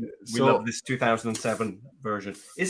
Does it have an age statement? I know if you looked on the website, you could probably find Yeah, out. you can discover everything that's in there if you look on the website. But if there isn't Yeah. an age statement or a vintage on the tube or Yeah. bottle, then the answer is no. So yeah, I would say that's a non-age statement. It's fine for in the context of this game, absolutely. But I just about got there. I got away with it tonight. Yeah. Super stuff. Eric Evanson is saying yes, it's core. They do new ones every year. Fantastic, Eric, and it's good to see you, my friend. I hope you're keeping well. Che Francis says it's core range. If you expected a specific vintage, it's a different story. Hellswood is saying Gabriel Wilding, the first for us, fantastic. Jimmy Legg is saying Whiskey Base says it's not core range. Yeah. Whiskey See, I Base don't is like think there's no 2008, I don't think. It was 07, 09, 10, 11, 12. I think they've all been every year, but there's no 08. It was a Port Charlotte maybe that year. Evo's saying not core range and still got it. Just about. And you know, see, Phil hadn't helped me by saying it's not smoky. I might have guessed an Octomore just as a last ditch. Save me, please.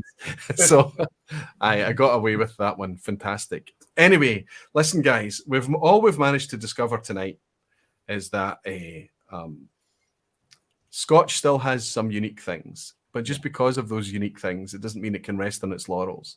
There's hundreds of really tasty, really delicious, really interesting competition. And some of them are trying to get on the very unique Scotch elements, like adding a peatiness to it, making a very good example of a very good blend, although it is quite pricey.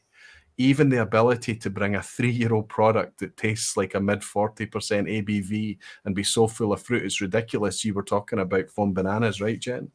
Mm-hmm. And even the Irish out there in Dingle, not only are they bringing densely flavoured, great quality whiskey, but they're bringing it out at very, very affordable prices.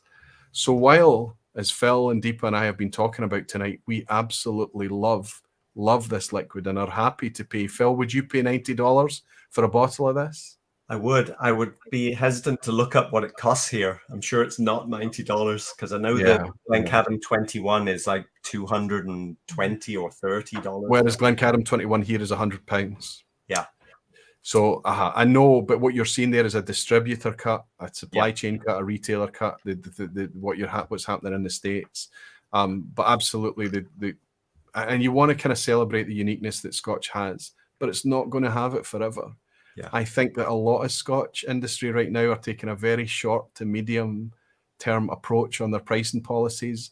And I always say it that pockets, bank accounts, and whiskey geeks have long memories. Yeah. And these whiskies that have been taken out of our reach, we're not going to go back again. How many bottles of Macallan do you have for sale in the shop, Jen and Rachel? 0. None. It's been a long time since you've had it. And Macallan are not interested in giving you that stock to sell either. No. They have chosen a completely different demographic to go after, and it is their choice. It's their business model. Plenty Go. other interesting ones for us to have. Yeah. If you like a shaded Speyside, there's a lot of other things you can get that's not that. We are not spoiled for choice right now in whiskey, right? Every day you're excited to talk about something new, no doubt. Can I say 2 things about Jen and Rachel? One of the funniest lines I've ever heard that you two share is that when Jen was describing how this distillery was built on a very small footprint, and Rachel turned around and looked and said, "What footprint? What is a footprint if not a print made by a foot?" I do that stuff all the time. Honestly, I've discovered so many new words these last few years.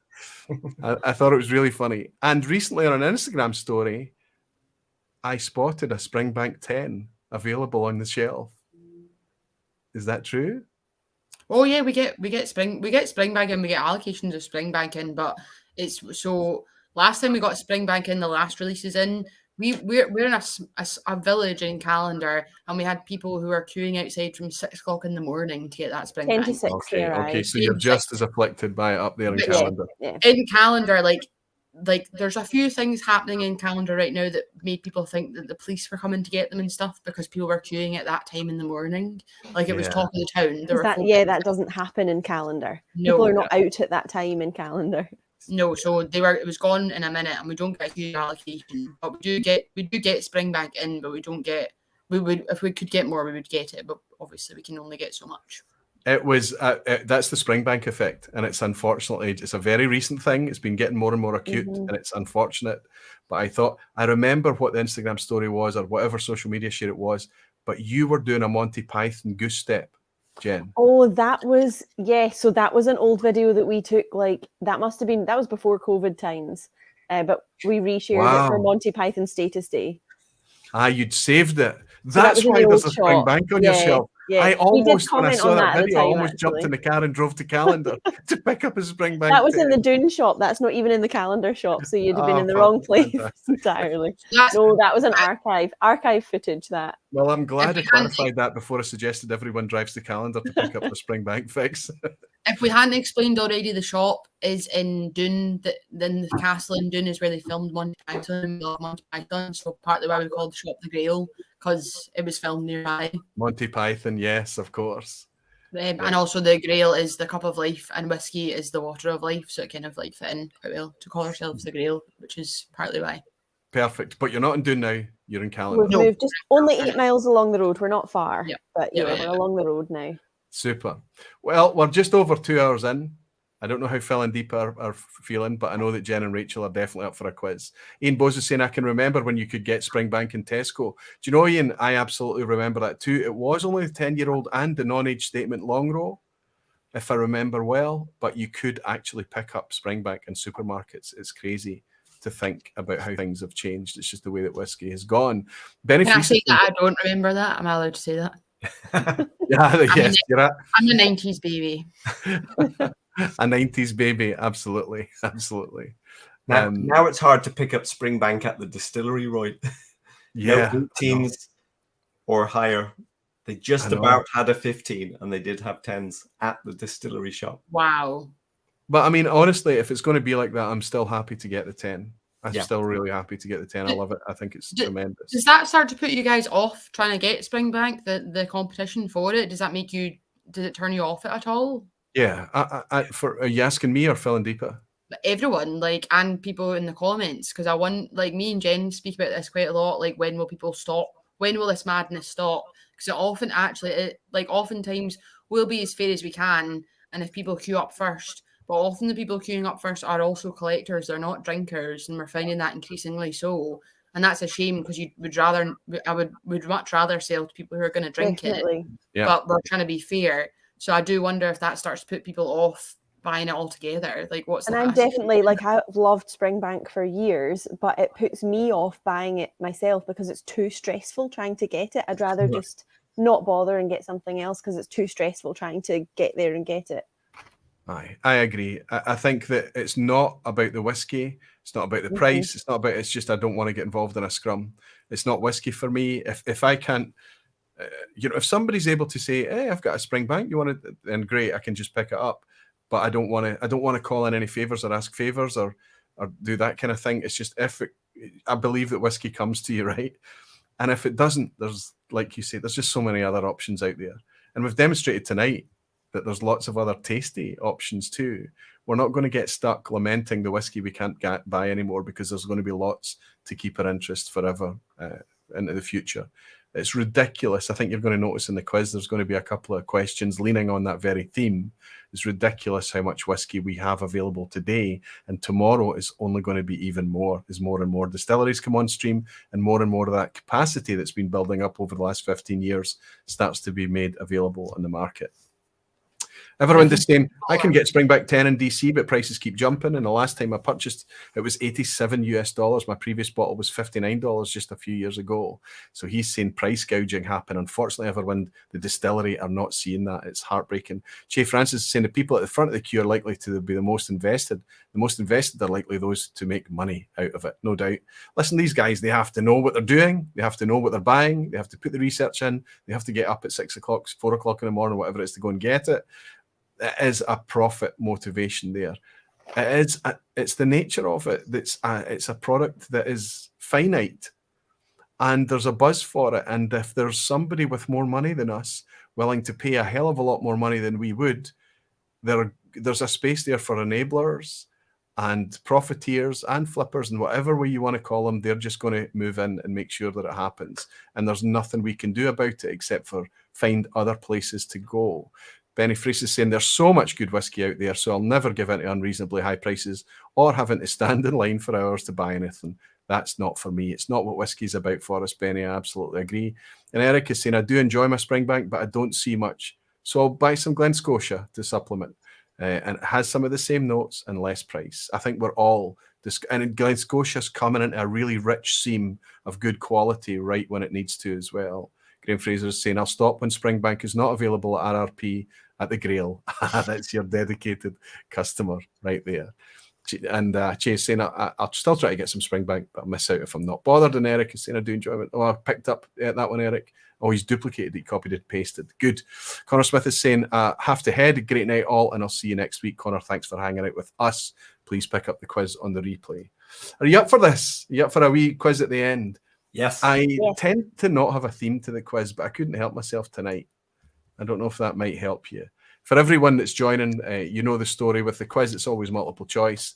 I think it's a fairly easy one tonight. Of course, there's always going to be a potential banana skin, a couple of ASTAC questions in there, like there always is. But hopefully, it's quite easy. I would love to see lots of 10 out of 10 emojis tonight. Let's see how we go on. Phil and Deepa, are you in good shape? We are. Before we go, did you think the Daft Mill was anything like the Dingle? Just very, very quiet. The Daft Mill is quiet as well. I thought it had similar properties. It's just very alive. But maybe it's better. Do you ever get a little bit of effervescence from Daft Mill? Yeah. I mean, it's got that same floral vapor top though. Yeah, the estery thing. And I'm convinced it's a fermentation. I really am. Yeah. Okay. On to the quiz. What would you prefer then, a 45 quid dingle or a 95 pounds at retail Daft Mill? Well, it's probably $60 versus $260. Yeah. Would you still pick the Daft Mill? Deepa says, you still pick the Daft Mill. She's a Daft Mill darling. That's the gist of it. She is. Super stuff. Okay, let's pull up this quiz. Good luck, everybody. All the very best. Jen and Rachel, I appreciate you've not seen this before. If you've got a wee piece of paper on hand, and you can just write a big letter A, a letter B, and a letter C on it, and then you can all hold it up at the same time. Good luck, everybody, for the quiz.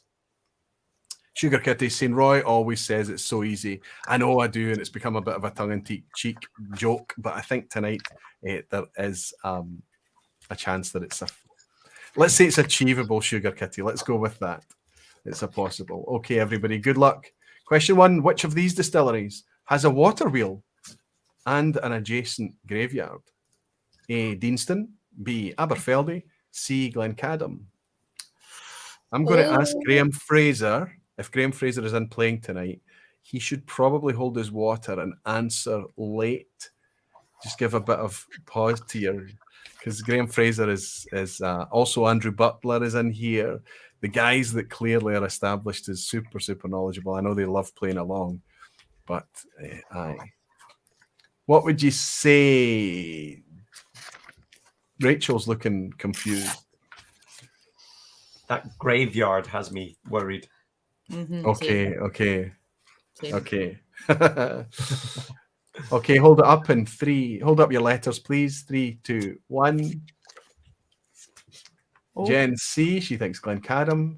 Deanston says Rachel.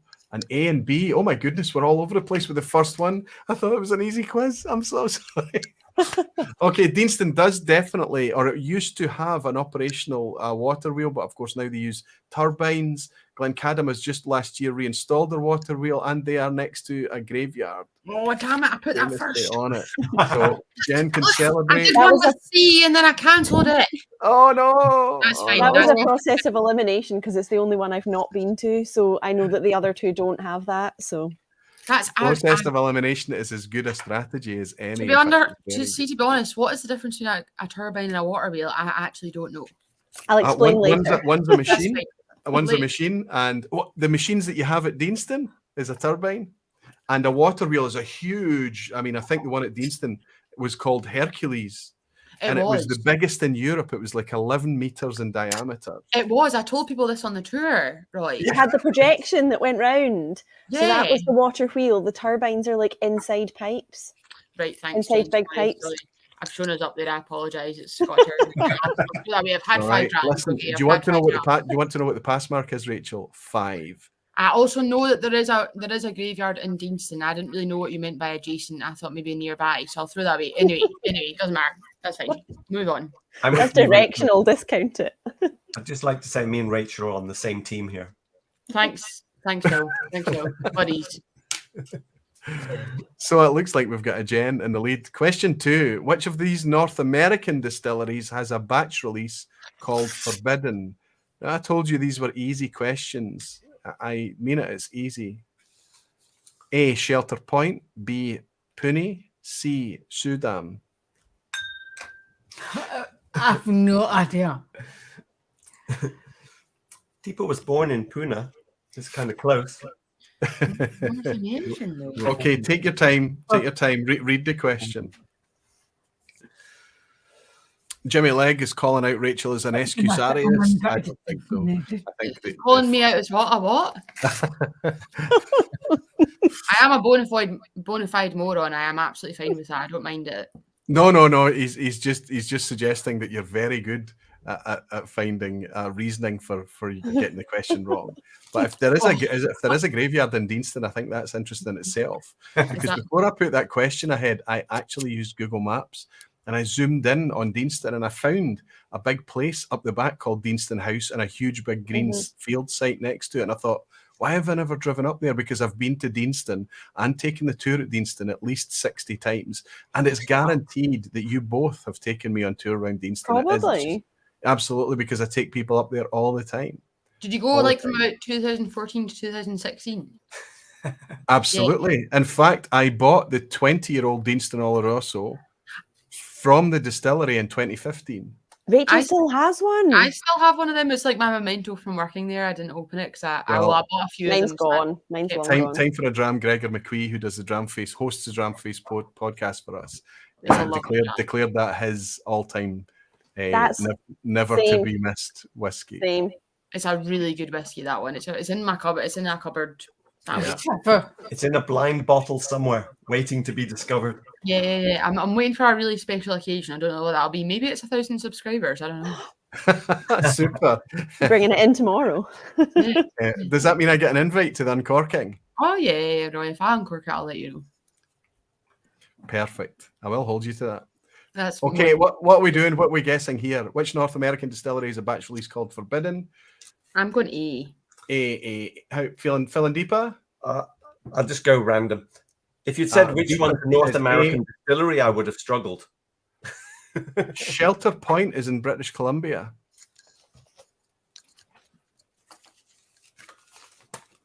Pune is in Italy.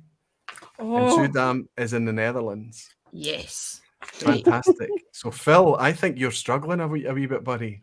No, this is normal. I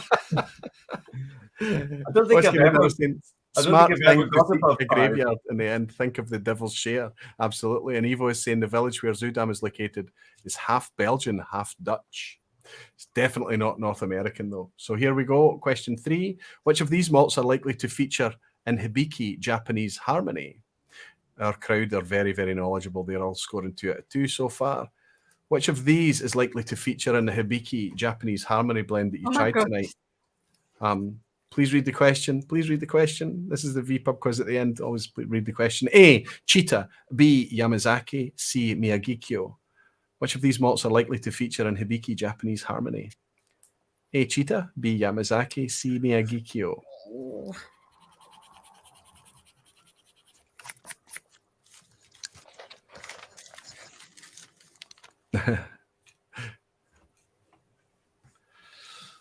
So, are you guessing or do you feel confident? Rachel, you look, Jen, you look confident. No, I already think I'm wrong. But I've committed to it. So. You're just committed. Okay, let's see.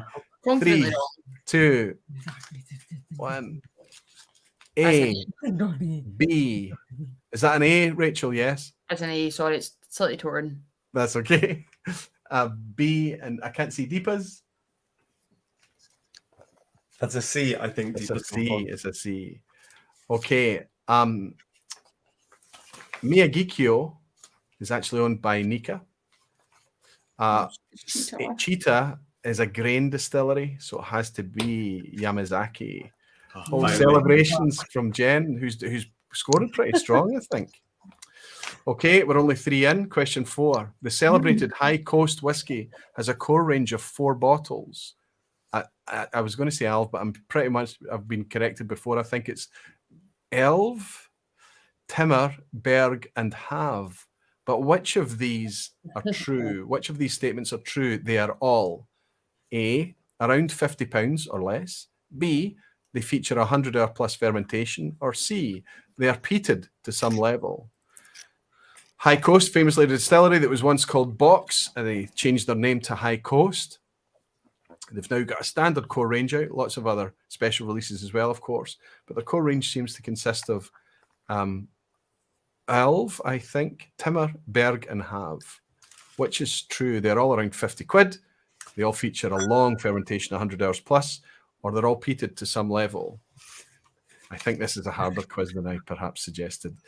And 3, 2, 1. Show me your letters. We've got a B and a B.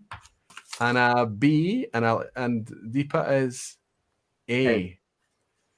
Deepa, they are all round about £50 or even less. Wow. So when we talk about world whiskies, now High Coast is getting huge positivity for the whiskies that they're bringing. And I bought a bottle of Ulv, bought another one on the back of it and tore through them. Lovely, lovely, easy drinking whiskey.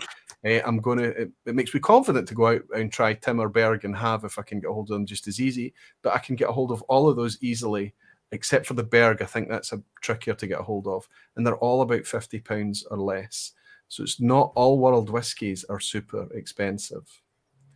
Question 5. We're looking at a distillery. Somewhere. I'll let you study the picture for a moment. And I'm just going to give you a multiple choice.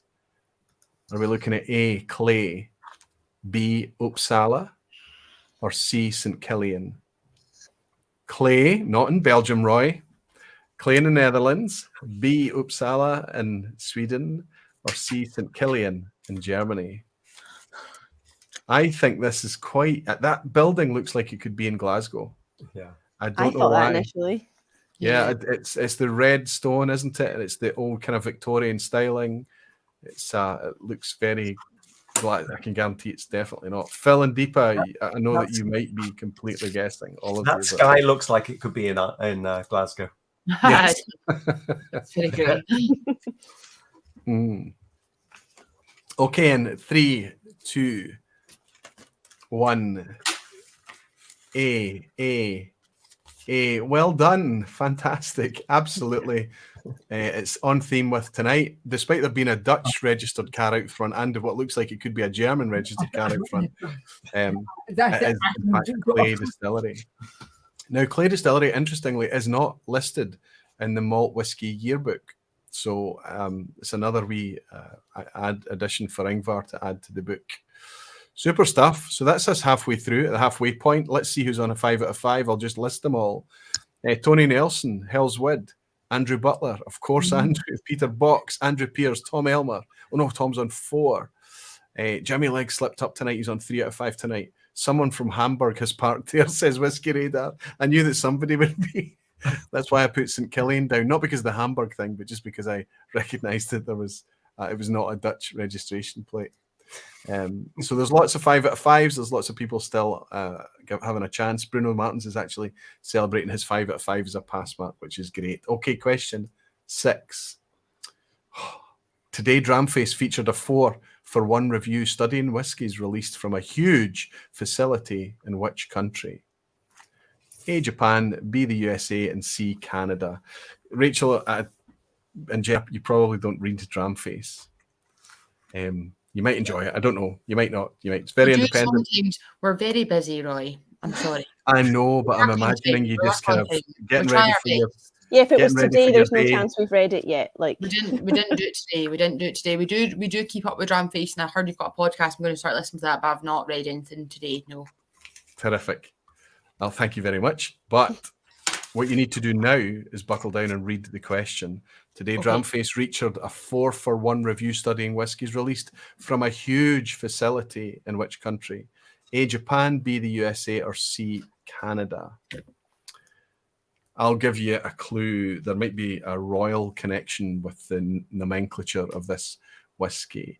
There are very few people in the crowd thinking that it's anything other than Canada.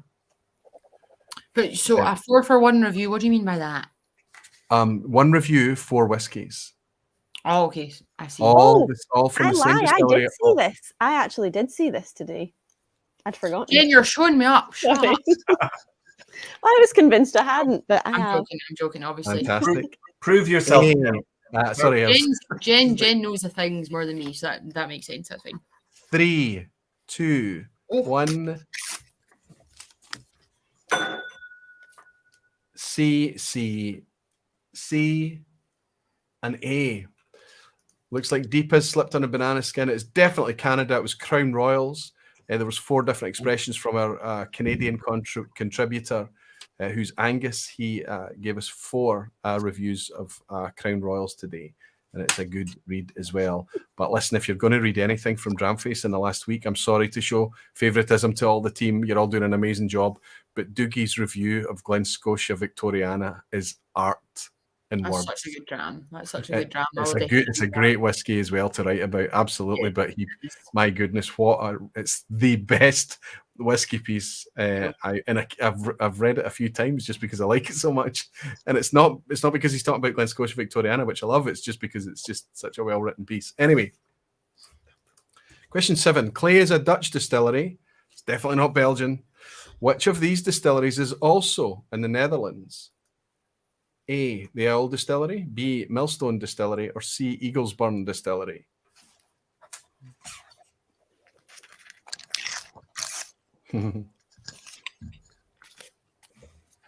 Jimmy Legg is saying there is no one in Canada named Angus. That's Jimmy Legg's sarcasm, of course. My entire Canadian family, and this is not me joking, was named Angus. The entire family, Ronnie Angus, my auntie Mona, married Ronnie Angus, and they were both Scots, and they've There's a lot of Angus's just in my family in British Columbia, Jimmy. Anyway, what do we think? The Owl Distillery, Millstone Distillery, or Eaglesburn Distillery is also a Dutch distillery. A, B, C. Let's see. I'm sure I've heard things of this distillery, but I've not actually tried it 3, yet. 2, 1. I keep counting down using letters. B, B, B, B. Oh my goodness, this is a first. I've managed to catch every single one of you on the banana skin. There is no distillery called Millstone. It's Dutch whiskey called Millstone from Zuidam Distillery. Oh, That's why. See, I knew that's there was a link. I'm catching out the You guys. vPub quiz at the end, noobs. That's why the banana skin is there in order for you to just double guys. check and question it. It's Eaglesburn Distillery is the Dutch distillery. Zuidam is the. Is there an owl distillery? Yes, but Where it's is that? I want to get something from them.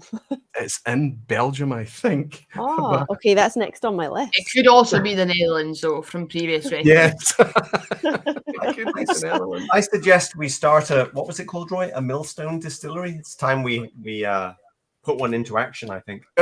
A Millstone Distillery. Do you think the guys at Zuidam might have something to say about it? But it would certainly get you one more point, I suppose, as long as you put it in Holland or in the Netherlands somewhere.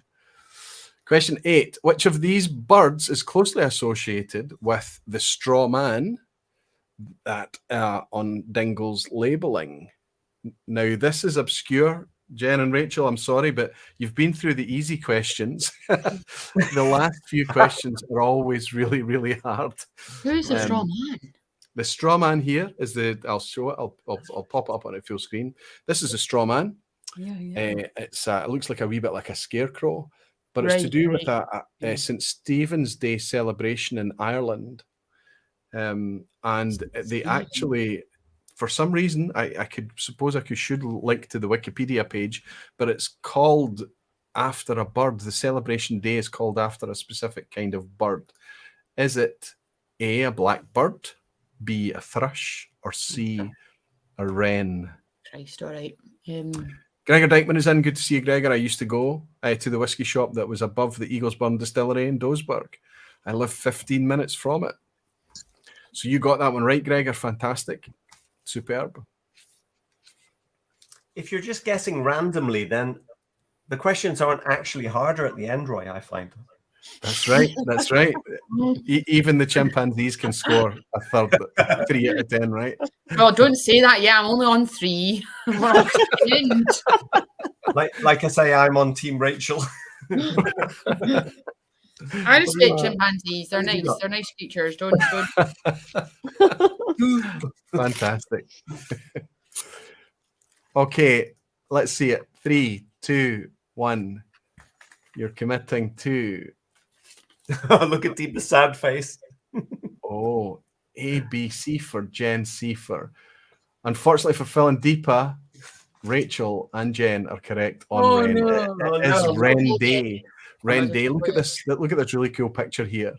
They're dressing up as these straw men in these straw outfits to chase the wren that goes on top of the pole.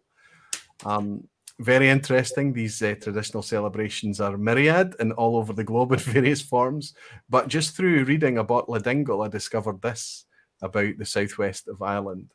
So there you go. It's the Wren Day. I wonder why they're chasing a wren, because wren they're so tiny and cute, and they're cute, but apparently, so my sister's very, very into birds, and wrens, even though they're tiny and they chirp a lot, they're very angry a lot of the time, and they're quite aggressive towards each other. So you see, when you see a wee wren chirping away, it's actually like, screw you, bitch, get my way. That's actually what they're saying. I just think that picture looks like me and Rachel when we turn up in the shop when we haven't brushed our hair in the morning. You've got a permanent Wren Day, a Rachel and Jen Day. Terrific stuff. So there you go. I'll leave a wee link to anybody, but you can just go and look at Wren Day on Wikipedia, I guess. Very cool. I'll write that down. Now it looks like Port in Truin, but I'm assured it's Port na Truin. On Islay, the new distillery on Islay will feature which of these when fully built? Port na Truin on Islay. They've just named it Port na Truin. It was going to be the Farkening distillery. And I think it's a shame that they're not going to call it the Farking Distillery, because that's just so, yes. I know that there's a few other folk I was speaking to last night feel the same way, but it is, nevertheless, I can understand why. It's Portnatruan now. Do they feature A, in-house floor maltings, B, a micro distillery, or C, direct fired stills? Press release went out this week. You can find it on Dramface. And there are other sites available, but I encourage you to read the news on Dramface. Eric is saying because wren eat barley and other grains. Oh, is that why they're trying to chase them away, to stop That them makes some eating the sense. grains? But they're such tiny birds. You would think it would only take a handful of barley to keep a wren happy for a week. But if there's a lot of wrens, I suppose. But it sounds like from what Rachel was saying that the wrens take each other out. We don't need to. They're quite aggressive, apparently, to each other. Yeah. Yeah. The wee chirping sounds cute, but it's like them saying "fuck you" to each other. So there you go. Yeah. We've got, I'll tell you, just a wee side note. We've got every morning at our bedroom window, we've got a blue tit that wakes us up. We've got reflective glass on the back because of the sun. It's westerly facing, so it gets a lot of sun. Well, as much sun as Scotland gets, right? And because it's reflective, the wee blue tit sees obviously what it thinks is an enemy, and it bangs and bangs and bangs and bangs against their window every morning. And it's actually super cute because you can walk right up to it. It doesn't see you, and you're this close to it, and you see this thing banging against the window. And my son James pointed out that it was in Ukrainian colours, which I thought was really sweet. A tiny wee thing. Eh? See how I was saying my sister, she's getting actually a little bit into bird watching. Yes. So she uses the spare room that looks over onto our garden for bird watching. So she's got binoculars onto that. The other side of the house just faces like just the road. But the house where she's got the binoculars, the side of the house that's got the binoculars faces lots of other houses. So I had a friend staying over on Saturday in that spare room, and he was like, "Why is there binoculars in your room that looks onto all of these houses?" And I was like, we're not spying on the neighbours. I swear to God, that's not what's happening. My sister loves bird watching. And he was like, "Is that really why?" I'm like, yeah, you can see them in the morning. That old chestnut. Yeah. That old chestnut, yeah. We've got them in the shop too, binoculars. Binoculars in the shop? No, we don't. We don't. Is that to find all the springbanks? Yeah. There's spare springbanks floating around the river in Calendar. Go and fish them out the river. No. Where all the flippers ended up having to fight each other like wrens in order to get away with the springbank. If we could film that and put that on our YouTube channel, we'd already have 1,000 subscribers, I would imagine, before this time. Yes, I can imagine. Hoyt is saying we have a cardinal that's done that for 3 years. That would be pretty cool because cardinals are scarlet red, right? They're really quite cool birds to see. Anyway, what do you think? Rachel, Jen, 3, 2, 1, Phil and Deepa, show us what you have. Both A, in-house floor maltings. A. I'm going to see because no one will be stupid enough to do direct fired stills, surely. But I like the idea that they might. Yeah. Well, I'm gonna make you very happy tonight, Phil. Direct fire stills. No way. Nice. And also a micro distillery, and also in floor maltings. Oh, They're doing all of them. very So cool. this was my way. Question 9 is usually the thing that rips the rug out of people's feet just before they go for the ass hat at the end. But tonight I wanted to be kind, and I actually wanted to celebrate the fact that, Sukhinder Singh is behind this project, and we have to remember, despite the Whisky Exchange and everything, he is at heart a whiskey geek.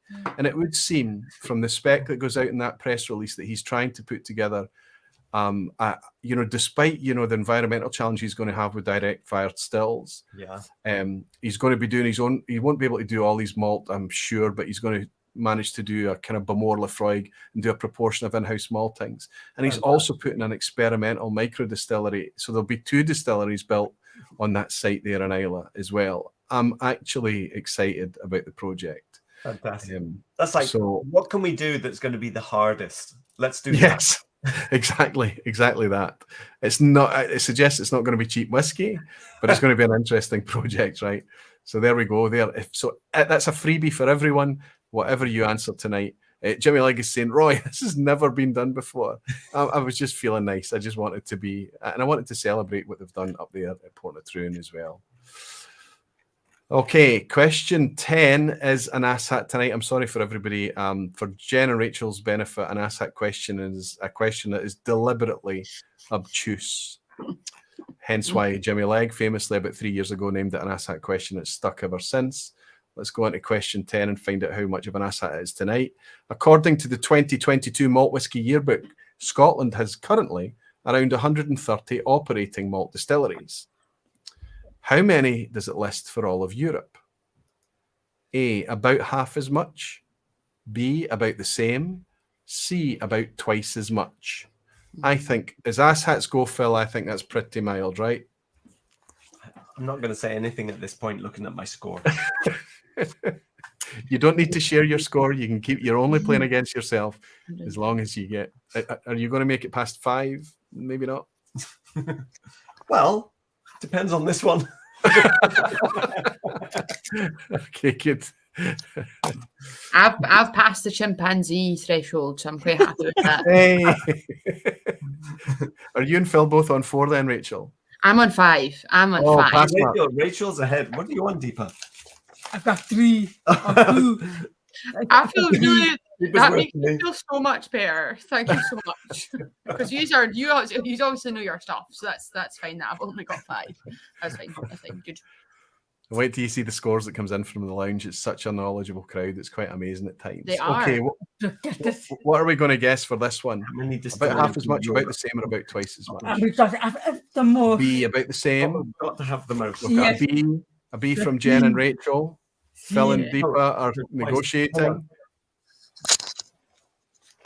How many does it list for Europe? So you're saying Scotland has more, so Europe has fewer. Yes, therefore. So it can't be C, can it? Yes. No, it can't be. Twice as much. Does Europe have twice as much as Scotland? How many does it list for all of Europe? Yeah. You think half? Yeah, sorry. Right. Gordon Fraser is saying knowledge seemed to have missed me. Jaime, not Jamie, is saying you have new guests. That's the best asshat choices you got. sorry, Jaime. I'll do better next time. I'll try harder. Okay, what are we guessing? What do we say, Rachel? I put B. About the same. Oh, I've got to hold it up. B. Sorry. About B. the same. And Phil and Deepa think A. Yeah. Okay. Unfortunately, it's about twice as much. What? What? 259. Clearly that shouldn't be allowed, should it? This is Holy exactly my point.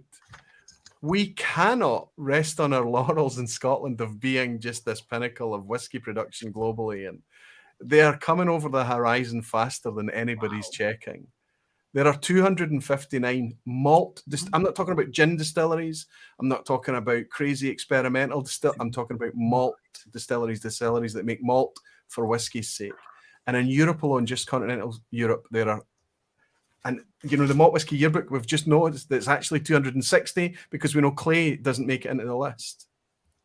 So 130 Scotch distilleries, 260 European distilleries. It's not going to be the only whiskey in town forever. It needs to play integrity first. It needs to put quality first. It needs to keep the fans engaged. Don't go chasing luxury goods willy-nilly. Just bring us good whiskey. That's all we're asking. I think that the good whiskey tonight was the Scotch whiskey, but that was just my opinion, as you saw. So many other people have worked out that all of these crazy whiskies that they've never even heard before, some of them, are wonderfully tasty and super interesting. Evo, Ralphie agrees, world whiskey is hot on the heels of Scotch. Absolutely. And I just think that we are just the current guardians, you know. I say we, and I mean we, because it doesn't exist without the enthusiasts, the geeks. It doesn't exist without the people buying it and paying money. It doesn't exist without all of the ecosystem that needs to keep Scotch as healthy as it is today. And I think that there's a lot of decisions being made out there, annoyingly, by individuals who are making policies and decisions that are very short-term, medium-term decisions, and that's fine, it's your business. But I just hope that the whole entire industry doesn't go in the same direction. It's too much gorgeous whiskey out there. The best whiskey that I'm enjoying outside of Scotland right now is an English whiskey. That's pretty terrifying, but it's wonderful, and I'll drink it and I'll try and buy it as much as I can. Jimmy Jazz is saying, including Irish. It includes all the Republic of Ireland distilleries, yes, and Northern Ireland, actually. Anything that isn't Scotland, basically, in the malt whiskey yearbook. So the whole section under Europe, I counted 259 distilleries, and then if we add Clay, because it's not listed, it's 260. So there we go. Who managed the pass mark? I think you did, Jen, didn't you? I got 7. Ooh, that's a very strong score. A very strong score. Let's see how you scored up against the lounge. Andrew Pear's on an 8. Helen's Wood on a 9. Get in, she's celebrating. Fantastic. Bruno Martin's on 8. Papa Q's just in and got 1 out of 1, celebrating 100% score tonight. Fantastic. Good to see Papa Q. Peter Box on an 8. Bimo is on 6 tonight. Eric Evans says, could you put Jen and Rachel's channel posted? I want to send them a wave of subscribers. We were doing that, but there's absolutely, we can get a wee bit more. Hopefully you're subscribed already to Phil Deepa too, Eric, but I'll drop in Jen and Rachel's channel again, the Grail Tastings. There you go. Drop along and give them a wee subscribe. Now, the frustrating thing now that you're in the thousands, you don't get the incremental count. You don't get another thing ticking over until you get another 100. So you need to get to 1.1 to see the number get up now. But that's a good thing. Evo is on 7, as I said. Tom Elmer on 8. Whiskey Radar Roland on 8. Andrew Butler, 10 out of 10. Well done, Andrew Butler. Well done, my friend. Cheers to you. I would have to say, I would guess Andrew Butler. I wonder if Graham Fraser is still in, and I wonder if he got himself. Oh no, an 8 out of 10, pulled it back at the end. He slipped up a wee bit tonight. Graham Fraser is usually one of our 10 out of 10 contenders, as is Helen and Andy too. Terrific. Pete Head, 7 out of 10. Gabriel Wilding, 9. Danny Hebbington, 7. Steve Atkiss, 7. Good to see you, Steve. Good to see you, Danny. Graham Young, 7 out of 10 here. Graham Young provided our shelter point. He brought it all the way over in his luggage from Canada, and he's given it to me so that we could do silly things with it like this tonight. Graham, thank you very much, my friend. Jimmy Legacy, and it's official. I can get through a vPub without having a whiskey. It's never been done before. Never been so proud. Well, here's to that, Jimmy. Just because you're in the vPub, it doesn't mean to say you have to be dramming. Cheers to you, buddy. Cheers. I think Angela's kept him out of his whiskey room. Eric, sorry, everyone to say, ask Ireland about what it was like being the king of the hill in whiskey for a very short time. Everwind, that's absolutely true. Spot on. Ian Bose is saying, I'm a little over 10 years. English whiskey has gone from being a novelty to a serious player. And all of the whiskey that's being made in these distilleries that I'm talking about are not being made for blends. It's not bulk whiskey for contracts and things. It's been made purely for malt's sake. So I'm talking about a very specific thing here. I'm not talking about the Johnny Walkers and things are in trouble. I'm talking about the malt, the single malt whiskey, but that's what we love. It's what we really enjoy. 1.02 subscribers now. Oh, okay, that's, you must be in 1.02. The subs are still going up. It's a good night for Rachel and Jen, hopefully. And Helen's Wood is celebrating being a member of the Barflies for 26 months, saying super vPub, top guests. Thank you for our drams. Helen, thank you for your help, and you're very welcome to the drams. I hope that you enjoyed them as much as I did tonight. Folks, I hope you enjoyed that. I hope that was a good wee bit of fun for you, a good wee distraction for a Thursday night, and I hope it's not kept you up too late for getting to the Grail tomorrow. Or it's not the Grail now, it's the calendar. It's both. It's both. Both Run from the same place, so yeah. So what do we see on the street outside? What's the sign that's up? You see Calendar Drinks Company, but the tasting side of things on the YouTube is still the Grail. Okay, fantastic. Good. So you found a way to keep the Grail alive. Yeah. Aye, fantastic. Superb. Phil and Deepa as well. I know we didn't get to do exactly what we wanted to do, but we managed to at least get to meet up while you were here. It was great. And spend a wee bit of time together. And I look forward I'd like to say we've looked at our numbers, and following the government's best reworking of inflation figures, we came up with a 6 out of 10 between us. That's the best we can manage. Perfect. Take it to the bank. Fantastic. Fantastic. Super. Jen, I think you deserve a 6 out of 10 as well. Did that what you end up with? 7. No, I think. 7. Sorry, 7. Sorry, not Jen. I'm taking one off Rachel. me. Sorry, Rachel. I only got 5. Jen's the brains behind this operation. She knows. Oh, we can equal out and be a communal 6. 6 out of 10 That's- all round. 6 six out of all 10. round. That's very kind of you, Jen. I don't mind. You take the 7. I'll be the 5. I'm totally fine with being the 5. It's fine. Well, the channel slogan, if you like, is it's not whiskey until it's shared. So we can say it's not a whiskey score until it's shared. Then everybody gets 6 out of 10 tonight. Fantastic. Let's now want to hold up a wee glass. Thank you. It's been a delight having more women than men for a change. That's something to celebrate in itself. But Yeah. thanks very much for your indulgence, for your patience, for coming on. And you didn't ask any questions. I said, I'm going to send you 5 whiskies blind. And you were like, yeah, we don't care. It's just fabulous. It's great to have you coming on and adding a bit of fun and a bit of charm to the vPub. I love it. Rachel, I hope you'll stay beyond the credits so we can, once the things are all over, we can raise a wee glass together. Same for you, Jen, and same for you, Phil and Deepa. You're all stars. Thank you so much for hanging out with me and keeping me company on a Thursday night. Thank you so much. Cheers. Great chat. Yeah, Thanks so right. much for having us Cheers. on. Thank you for Great having time. us. Thank you. And you were right. We did need 1 each, Roy, because we've drunk everything. Yay! They tried to take 1 set, and I said no, take 2. Yeah, Terrific right. stuff. I'll see you in a few minutes. Thanks, Rachel. Thanks, Jen. Phil and Deepa, thank you so much. Till next time. See you soon. Hopefully they'll hang about and I'll get a chance to thank them after our live. Danny Hebbington has bought me a wee dram. You're a star, Roy, and it's great to spend my Thursday nights with you. Thanks to all your guests. They are fantastic. I agree with you on the guests. Danny, thank you so much for your dram, and thank you very much for your kind words with a friend. You're a star, and it's nice to have you buy me a wee dram too. Cheers, Danny. These have all clouded up. Cheers, Roy, says Graham. Just waiting to board the plane. He's coming over again. He's heading to Scotland from Canada. Fantastic. Warming up with a wee Guinness. A perfect way to warm up, Graham. I wish you safe travels, and I look forward to you getting here, my friend, until we can raise a glass together again. Cheers, my friend. I hope you have a fantastic time with the family. Wonderful stuff. We just have a lot of fun tonight. It was blind tasting, just drinking some different whiskies. I'll update the ranking and everything so that everybody can see. I'll drop the link down below so that people can click in and see what the key is from the end. And I'll obviously catch up and do all the chapter markers and everything too, to keep you all up to date if you're picking this up on the replay. Thanks very much for hanging out with us if you are. In the meantime, I'm going to raise my favorite glass tonight, and it was always going to be my favorite because guess what? I picked them. Kev Donday is here, and he's bought me a wee dram from Canada, and he's saying thanks, Roy. Thanks, Kev. Thanks straight back to you, my friend. Cheers for the dram. And I do love it. Jerry Miller as well. Thank you, Roy. Great show and great guests. I agree with you, Jerry. They were great guests. I loved hanging out with them tonight. Look, I'm looking forward to hanging out with you with another guest next week. We've got Billy Abbott on.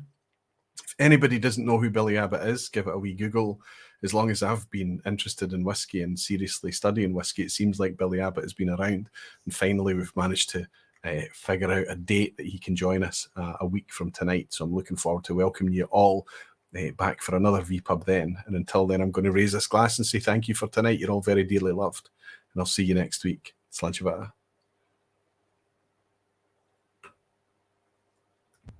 mhath.